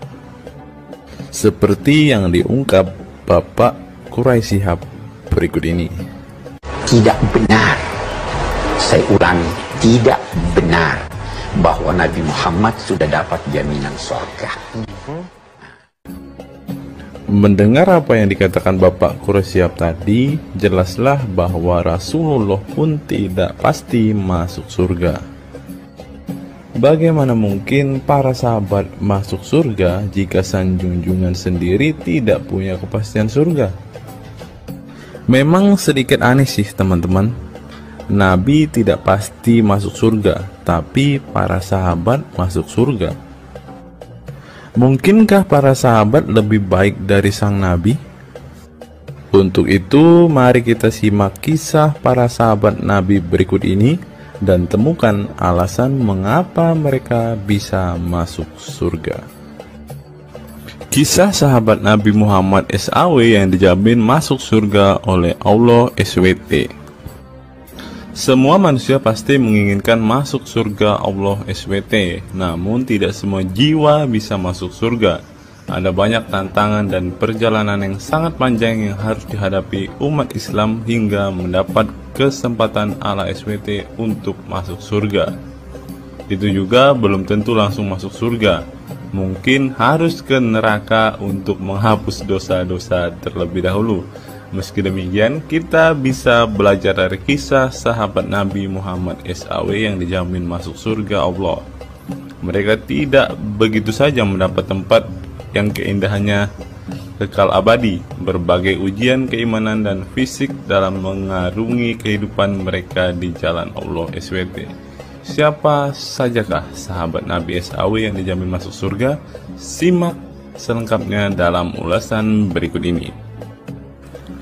Kisah sahabat Nabi Muhammad SAW yang dijamin masuk surga. Dalam sebuah hadis terdapat 10 sahabat Nabi SAW yang masuk surga. Hadis tersebut berasal dari Abdurrahman bin Auf radhiyallahu anhu. Ia berkata, Rasulullah SAW bersabda. Adapun kisah 10 sahabat Nabi yang dijamin masuk surga yang dikutip dari buku biografi 10 sahabat Nabi yang dijamin masuk surga karya Sujai Fadil 2020. Yang pertama, Abu Bakar As-Siddiq. Abu Bakar As-Siddiq dikenal sebagai manusia terbaik setelah Nabi Muhammad SAW. Beliaulah orang pertama yang beriman kepada Nabi SAW, menemaninya dan membenarkan perkataannya. Ketika Nabi Muhammad SAW meninggal dunia, beliaulah yang dipilih menjadi imam dan melanjutkan kepemimpinan sebagai khalifah. Yang kedua, Umar bin Khattab. Sahabat Nabi Muhammad SAW selanjutnya yang dijamin masuk surga adalah Umar bin Khattab. Dedikasi beliau kepada agama Islam sangatlah besar. Walaupun sebelum ia memutuskan untuk beriman kepada Nabi Muhammad SAW, ia ingin membunuhnya. Setelah masuk agama Islam, Umar bin Khattab menjadi orang yang paling berani dan mendapat gelar Al-Furuq yang memiliki arti pembeda antara yang benar dan yang salah. Yang ketiga, Utsman bin Affan. Utsman bin Affan merupakan saudagar kaya raya, namun kekayaan tersebut tidak membuatnya sombong, namun kebalikannya. Utsman menggunakan hartanya untuk zakat, sedekah, dan infak. Setelah meninggalnya Umar bin Khattab, beliau melanjutkan kepemimpinannya dan juga melanjutkan tugas untuk menyusun mushaf Al-Quran. Yang keempat, Ali bin Abi Thalib. Ali bin Abi Thalib merupakan sepupu dari Nabi Muhammad SAW, sehingga beliau banyak belajar Islam dari usianya sejak kecil. Ali bin Abi Thalib pernah ditinggal Nabi Muhammad SAW saat perang Tabuk untuk menjaga para wanita dan anak-anak. Setelah meninggalnya Utsman bin Affan, beliau meneruskan kepemimpinannya. Namun di masa kepemimpinannya banyak sekali pertentangan dan perpecahan kelompok dengan pemikiran masing-masing. Talhah bin Ubaidillah. Meski tak seterkenal para khulafaur rasyidin, namun beliau merupakan sosok perlindung bagi Nabi Muhammad dalam perang Uhud dengan menangkis anak panah dengan tangannya hingga kehilangan jari-jarinya. Selain itu, Talib bin Ubaidillah disanjung karena kebaikan hati dan sedekah beliau. Yang keenam, Zubair bin Awam. Zubair bin Awam merupakan orang pertama yang berani mencabut pedangnya di jalan Allah SWT saat ia menduga ada orang musyrik yang sewenang-wenang kepada Nabi Muhammad SWT. perjuangannya untuk masuk ke Islam tidaklah mudah. Beliau sempat disiksa oleh pamannya sendiri agar tidak mengikut Nabi Muhammad SAW. Yang ketujuh, Abdurrahman bin Auf. Abdurrahman bin Auf merupakan seorang saudagar yang kaya raya. Walaupun seorang yang berlimpah harta, beliau banyak menggunakan hartanya untuk kaum muslimin.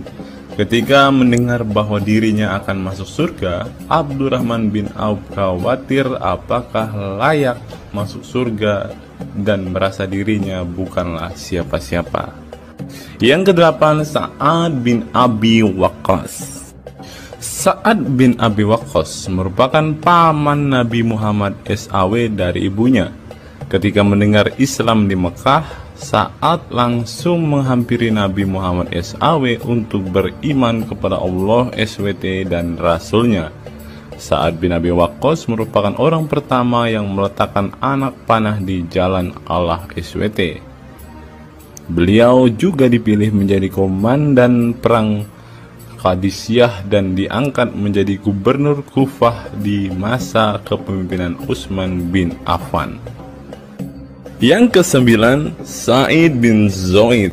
Apabila seseorang yang mampu membuat Umar bin Khattab yang keras bisa masuk ke dalam Islam, beliau adalah Sa'id bin Zaid dan istrinya Fatimah bin Khattab.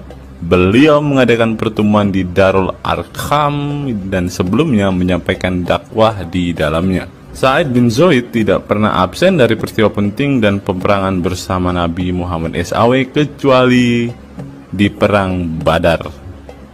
Yang ke-10, Abu Ubaidah bin Zarah. Abu Ubaidah bin Zarah merupakan seorang sahabat Nabi Muhammad yang lemah lembut namun cekatan. Beliau termasuk salah satu generasi pertama yang masuk Islam. Ketika perang Uhud, 2 gigi depannya copot, malah tampilan dirinya makin bagus. Giginya ompong dikarenakan ia mencabut 2 rantai yang masuk melalui lubang kancing topi besi di wajah Nabi Muhammad SAW karena terkena tebasan. Dari 10 kisah tadi, semua sahabat Nabi itu terkenal dengan perbuatan baiknya. Apakah standar umat muslim masuk surga adalah dengan berbuat baik? Perbuatan baik tentu tidak dapat menyelamatkan. Seorang ustadz pernah berkata seperti ini. Mengantarkan kita masuk ke surga itu bukan amal perbuatan kita. Kita semua masuk ke dalam surga Allah kelak itu lantaran mendapat anugerah dari Allah dan mendapat rahmat dari Allah. Jadi bukan karena amal ibadah kita. Apa tanggapan teman-teman setelah menyimak kisah ini?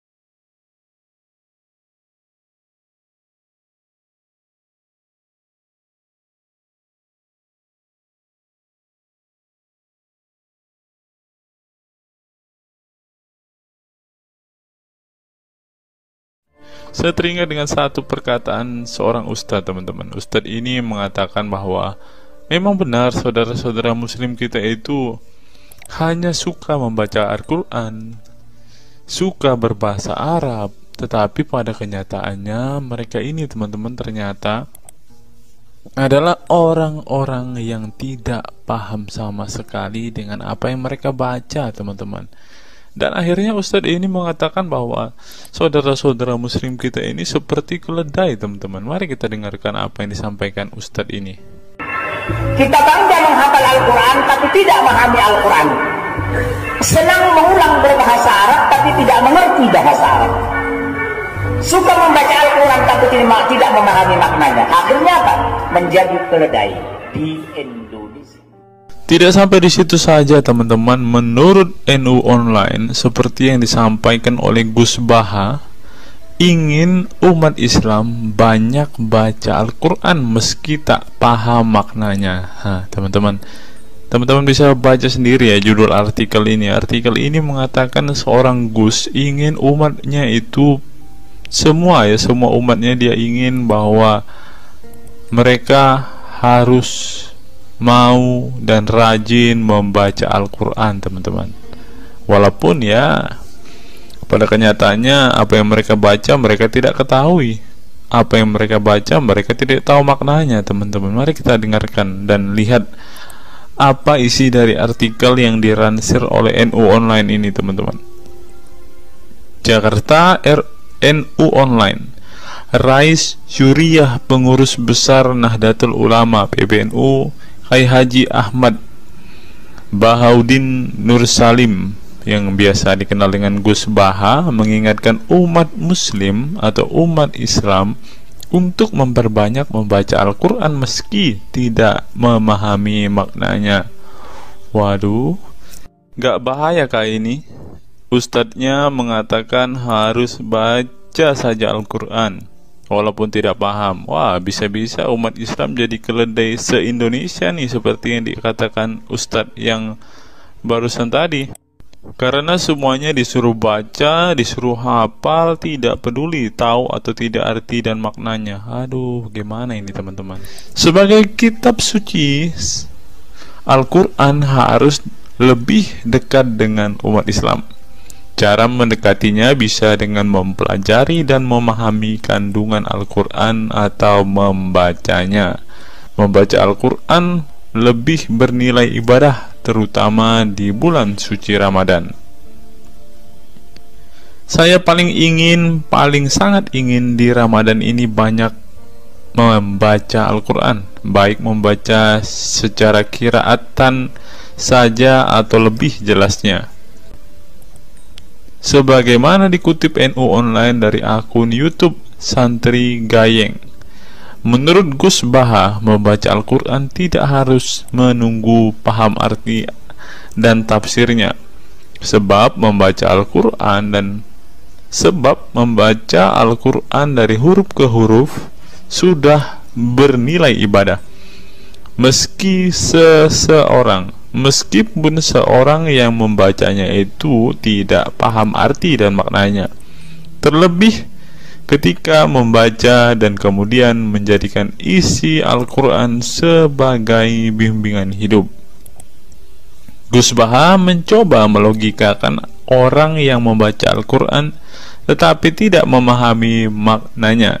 Ia menjelaskan ketika seseorang membaca Al-Quran dan tidak paham maknanya, maka seseorang itu hanya menyibukkan diri dengan kalamullah. Hal ini menurut Gus Baha sesuatu yang baik. Tetapi Ustadz yang tadi mengatakan kalau hanya bisa membaca tetapi tidak ngerti maknanya, mereka sama dengan keledai di Indonesia. Nah, sekarang umat muslim bingung nih harus ngikutin yang mana, mau jadi keledai atau hanya menjadi pembaca tetapi tidak tahu apa-apa nih. Lanjut, teman-teman. Efek dari kesibukan dengan kalamullah itu pasti tidak melakukan maksiat. Tetapi kalau kita melihat ya, kalau ada satu contoh kasus yang terjadi di pesantren kemarin kan, teman-teman, di artikel yang kita baca sebelumnya, bahwa kejadian atau hal yang bersangkut paut dengan maksiat ini terjadi di dalam pondok pesantren, teman-teman. Bagaimana ini Gus Baha? Kalau Anda mengatakan bahwa ketika orang sibuk dengan membaca Al-Quran dengan kesibukan membaca kalamullah dan bisa terhindar dari melakukan hal-hal maksiat, tapi kok di pondok pesantren malah terjadi maksiat nih Gus Baha, bagaimana ini? Lanjut, saya beri contoh, meskipun membaca saja dan tidak paham artinya, itu tetap baik. Ada orang yang semalaman itu duduk bersama keluarga, ngobrol ringan tentang masa lalu, cerita lucunya atau lucunya anaknya.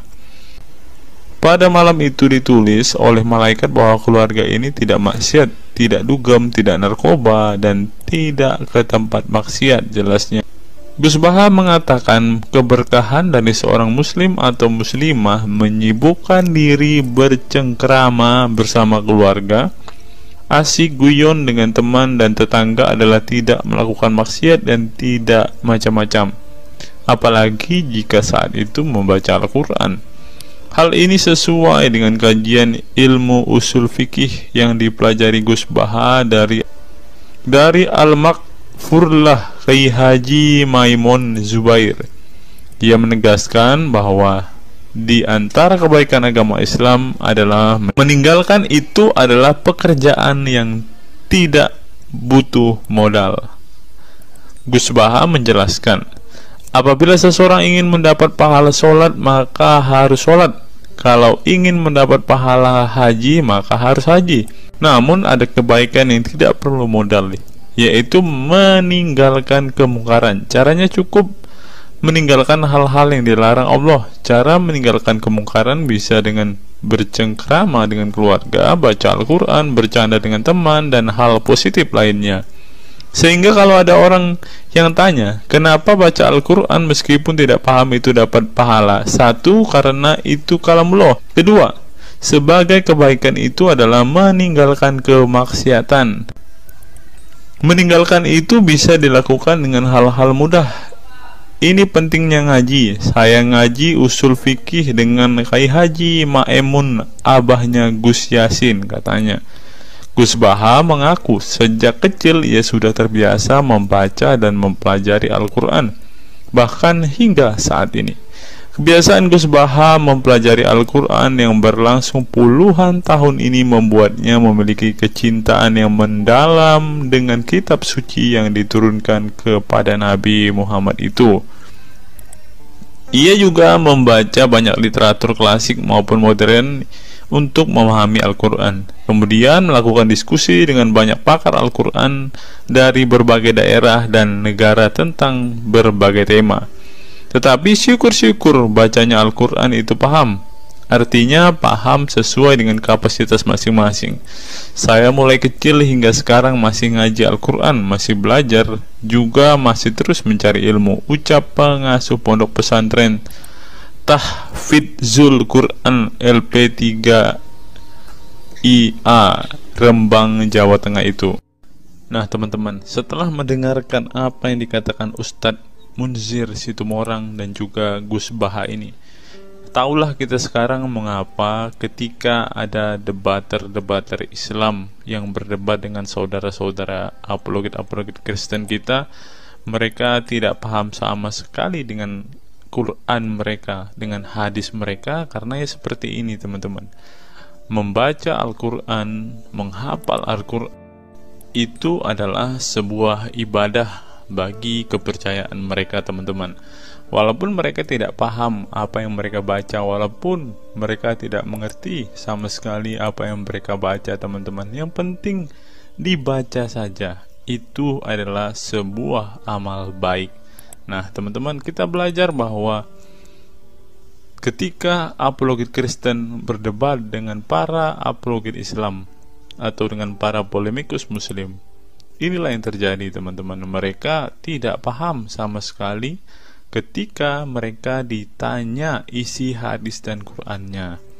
Karena pada intinya atau pada kenyataannya, seperti pengakuan dua ustadz ini tadi, bahwa memang benar umat muslim itu hanya senang membaca, hanya suka membaca, hanya suka mengimani, tetapi tidak paham sama sekali dengan apa yang mereka baca dan imani teman-teman. Sebagai contoh teman-teman, kita kalau melihat perdebatan antara Gurunda Zuma dengan apologet Kristen ya, ketika Zuma ditanyakan ayat-ayat Al-Quran atau hadis-hadisnya, Zuma pasti tidak pernah menjelaskan ayat dan hadis itu teman-teman. Alasannya ya kita tahu ya, sekarang ternyata memang Zuma pun ternyata hanya hafal, hanya suka membaca, tetapi tidak paham dan tidak mengerti sama sekali dengan apa yang mereka baca dan hafalkan teman-teman. Ya, jadi kita bisa ambil kesimpulan bahwa orang-orang model seperti ini sama seperti keledai di Indonesia, seperti yang diungkapkan oleh Ustadz Munzir Situmorang tadi, teman-teman.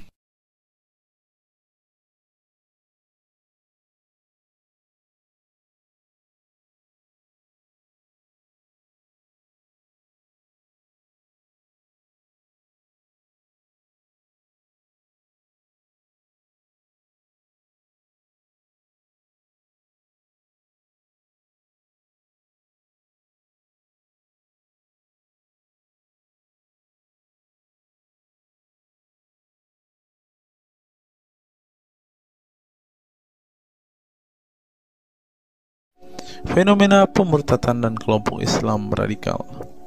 Sejumlah sarjana Islam mengemukakan hukuman seorang murtad adalah hak prerogatif Tuhan, bukan wewenang manusia. Masalah pemurtadan selalu menjadi isu penting dalam sejarah wacana keislaman.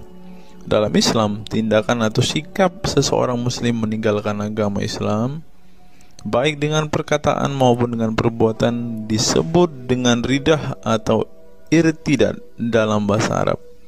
Dan orang muslim yang melakukan tindakan ini disebut murtad. Nah, seperti yang dikatakan oleh Yakut tadi, teman-teman, dengan mengatakan toa itu seperti gonggongan anjing, dia sudah murtad, teman-teman. Itulah sebabnya saudara-saudara muslim menganjurkan dia untuk istighfar dan mengucapkan 2 kalimat syahadat kembali. Lanjut. Seorang dikatakan murtad belum tentu mereka pindah atau konversi ke agama baru. Bisa juga mereka kemudian memilih untuk tidak beragama, menjadi sekuler, ateis, agnostik, dan lain sebagainya. Masalah pemurtadan ini bukan hanya diskursus dan fenomena eksklusif dalam Islam saja, tetapi juga dalam agama-agama lain. Ya, ada banyak pendapat di kalangan sarjana muslim tentang status ridah dan bagaimana seharusnya memperlakukan seorang murtad. Ada yang berpendapat ridah adalah masalah kepolitikan, bukan masalah teologi keagamaan, sehingga orang yang keluar dari Islam murtad tidak perlu dikenai hukuman apapun, termasuk hukuman pembunuhan. Karena itu akan bertentangan dengan doktrin Islam dan Al-Quran yang menggaransi kebebasan bagi seseorang untuk beriman dan beragama atau tidak beriman dan tidak beragama. Bagi mereka, sejarah hukuman pembunuhan bagi orang-orang yang keluar dari Islam lebih mengacu pada fenomena dan alasan sosial politik belaka. Dengan kata lain, kata murtad bagi mereka mengacu pada pengertian pembangkangan politik ketimbang pemberontakan teologis. Tak ada konsensus mengenainya. Tetapi ada pula yang berargumen bahwa masalah pemurtadan adalah masalah teologi keagamaan, sehingga orang yang mendeklarasikan diri keluar dari Islam harus dihukum bunuh seperti yang dipraktikkan oleh generasi Islam pasca wafatnya Nabi Muhammad. Menariknya, sejumlah sarjana Islam terkemuka, baik klasik maupun kontemporer, baik Sunni maupun Syiah, sebut saja seperti Muhammad bin Ahmad al-Saraki, Abu al-Walid al-Baji, Ibrahim al-Naqi, Ibnu al-Human, Buharuddin al-Mahinani, hingga Ali Goma, Husin Ali Mutazir, Zafed Ahmad Gamidi, dan Torik Ramadan menyatakan tidak ada konsensus dari para ulama tentang hukuman bunuh bagi seorang murtad. Mereka juga menegaskan bahwa hukuman seorang murtad adalah hak prerogatif Tuhan, bukan wewenang manusia. Nah, sekarang kalau kita melihat, ada seorang ustadz mengatakan, siapa namanya itu, Abdul Somad, bilang bagi yang murtad darahnya halal. Nah, gimana ya dengan Abdul Somad ini, teman-teman? Dia sudah tidak menghidupi apa yang diajarkan oleh pendahulu-pendahulunya, teman-teman. Lanjut, masalah sejarah dan fenomena pemurtadan dalam Islam ini dengan baik dikupas oleh Abdullah Said dalam Freedom of Religion, Apostasy and Islam, atau Taha Jabir Al-Wani dalam Apostasy in Islam, A Historical and Scriptural Analysis. Tulisanku ini tak bermaksud membahas secara lebih dalam dan detail tentang pemurtadan ini, tetapi ingin menyajikan sejumlah fenomena pemurtadan di kalangan masyarakat Islam kontemporer, di mana banyak orang-orang yang memilih keluar dari Islam bukan lantaran menghadapi peliknya masalah teologi keislaman misalnya, melainkan dikarenakan telah muak menyaksikan perilaku Islam itu sendiri, khususnya kalangan muslim ekstremis. Nah, ini juga yang buat saudara-saudara kita muslim murtad, teman-teman. Nggak tahu ya Abdul Somad termasuk orang yang Islam atau muslim yang ekstremis atau enggak ya, karena dia bilang siapa yang murtad darahnya halal. Bisa jadi Somad salah satu Islam ekstremis. Berikutnya, faktor trauma. Bagi kelompok Islam militan konservatif, pemurtadan adalah tindakan haram dan kaum murtad harus dibunuh. Tetapi mereka tidak menyadari bahwa banyak kaum Islam yang memilih menjadi murtad justru karena mereka trauma dengan perilaku brutal kelompok radikal Islam itu sendiri. Lihat misalnya penuturan sejumlah mantan muslim dalam buku Living Islam, Apostate Speak Out, yang diedit oleh Ibnu Warak, nama samaran, seorang pensiunan Islam kelahiran Rajkot, India. Dalam buku yang sangat provokatif ini, sejumlah ex-muslim bersuara keras memberi kesaksian tentang kebobrokan perilaku kelompok muslim radikal di negara-negara yang mayoritas berpenduduk muslim seperti Pakistan, Bangladesh, Aljazair, Iran, Afghanistan, dan lain sebagainya. Para penulis buku ini sebelumnya merupakan para sarjana aktivis muslim yang taat saleh sampai akhirnya mereka menyaksikan momen-momen mengerikan dalam hidup mereka hingga akhirnya mereka menyatakan goodbye pada Islam. Lihat teman-teman, mereka ini adalah saksi keekstriman Islam, teman-teman. Kini mereka memilih menjadi Kristen, agnostik, ateis, humanis, sekularis, free thinker, dan lain sebagainya. Setelah mendeklarasikan dari emoh pada Islam, mereka kemudian pada umumnya memilih tinggal di Barat, khususnya Amerika Serikat, Kanada, Eropa Barat, dan Australia. Karena kalau mereka tinggal di Arab ya pasti dipenggal, teman-teman. Sebagai suaka baru mereka dengan pertimbangan satu, masalah ketidakamanan jika mereka tinggal di negara asal mereka, sebab seorang yang pindah agama dihukumi murtad dan mereka itu bisa dibunuh. Nah, benar apa yang saya katakan tadi kan, teman-teman.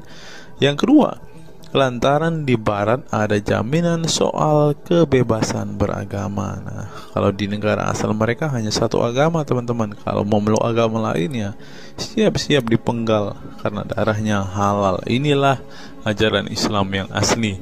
Berikutnya, buku yang ditulis oleh kaum murtad ini penting untuk disimak sebagai kritik tajam atas tindakan radikalisme agama yang dilakukan oleh,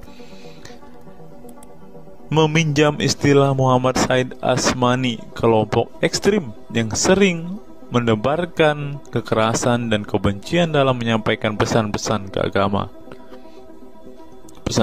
keagamaan, tanpa disadari bahwa perilaku sadis dan barbar mereka telah menyebabkan sebagian umat Islam frustasi dan kehilangan kepercayaan terhadap agama mereka, kemudian memilih hengkang dari Islam.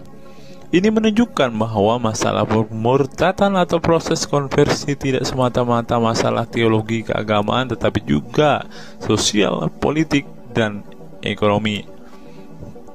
Itulah yang dialami Ibnu Warok, Ali Sina, Anwar Saik, Faisal Muhammad, Syarek Malik, Samia Libini, Abul Qasem, dan masih banyak lagi. Semula mereka adalah para pemeluk Islam saleh yang kemudian memilih keluar dari agama ini setelah mereka mengalami dan menyaksikan peristiwa tragis dalam sejarah hidup mereka. Simak misalnya penuturan Ali Sina dalam Why I Live Islam, My Passage from Faith to Enlightenment. Ali Sina yang masih keturunan Ayatollah Iran ini menuturkan pengalaman getir hidupnya menyaksikan serangkaian horor di negaranya Iran. Dia mengatakan sejak Ayatollah Khomeini berhasil menggulingkan diktator Shah Reza Pahlavi pada tahun 1979, segera ia mengganti ideologi sekuler negara dengan ideologi Islami yang tunduk sepenuhnya pada otoritas Khomeini. Masih menurut Ali Sina, alih-alih ingin menegakkan kedaulatan Tuhan, dalam praktiknya yang terjadi justru penegak kedaulatan Khomeini, di mana melalui agen rahasianya yang bernama Saza Mene Ate Laat Fa Amniate Keskharar yang disingkat Shefak, dia dan para pendukungnya menghancurkan siapapun yang tidak mau tunduk pada otoritas politik keagamaannya, termasuk bekas sekutunya. Maka pada saat Imam Khomeini berkuasa, kata Sina, nyawa pun menjadi sangat murah. Ribuan orang Irak dibunuh sebagai efek perang teluk antara Iran-Irak. Ribuan pengikut Bahai Faith disiksa dengan tuduhan murtad, dan ribuan penduduk Iran yang menolak otoritas politik dan agama sang imam dipenjara. Nasib kaum perempuan lebih tragis lagi. Sebelum dibunuh, mereka diperkosa oleh tentara syariat dengan alasan sebagai imbalan pembangkangan kepada sang Ayatollah sekaligus tiket menuju surga. Oh, ngeri teman-teman, tiket menuju surga. Peristiwa tragis semasa rezim Khomeini ini membuat Ali Sina trauma dan kehilangan kepercayaan terhadap Islam sehingga ia memilih murtad. Sekarang ia mendirikan Faith Freedom Foundation untuk mengadvokasi orang-orang yang ingin meninggalkan Islam. Selain Ali Sina, pengalaman getir juga dialami oleh Abul Qasim Bangladesh, Sherak Malik Pakistan, Anwar Saik Pakistan Bertain, Nadia dari Maroko, Samia Libina dari Tunisia, Azad dari India, dan masih banyak lagi. Setelah mengalami dan menyaksikan sejumlah peristiwa tragis kekerasan agama yang dilakukan kaum muslim radikal di negara mereka, mereka kemudian hijrah ke iman yang baru. Memang tidak bisa dipungkiri di negara-negara berbasis Islam itu telah terjadi sejumlah peristiwa sadis yang dilakukan sekelompok rezim muslim militan dan kaum radikal agama demi ambisi politik kekuasaan mereka. Atas nama agama dan penegakan syariat Islam, mereka melakukan serangkaian teror dan kekerasan terhadap kelompok minoritas dan lawan-lawan politik agamanya. Penulis perempuan Mesir Bat Ye'or telah menunjukkan dengan baik sebagian dari sejarah gelap radikalisme kelompok militan konservatif terhadap kaum minoritas ini dalam buku The Decline of Eastern Christianity Under Islam From Jihad to Dhimmitud. Dalam buku ini, dia berpendapat bahwa konsep dhimmi, khususnya Kristen dan Yahudi yang secara literal mengacu pada definisi protected people, orang-orang yang dilindungi, dalam realitasnya justru menjadi kelompok yang diperas, dieksploitasi karena di samping dipaksa membayar pajak pada pemerintah, mereka tidak pernah menikmati hak-hak sipil sebagai warga negara. Di negara-negara berbasis syariat Islam, mereka memang menjadi warga negara kelas 2, kalau bukan malah tidak berkelas lagi. Wah.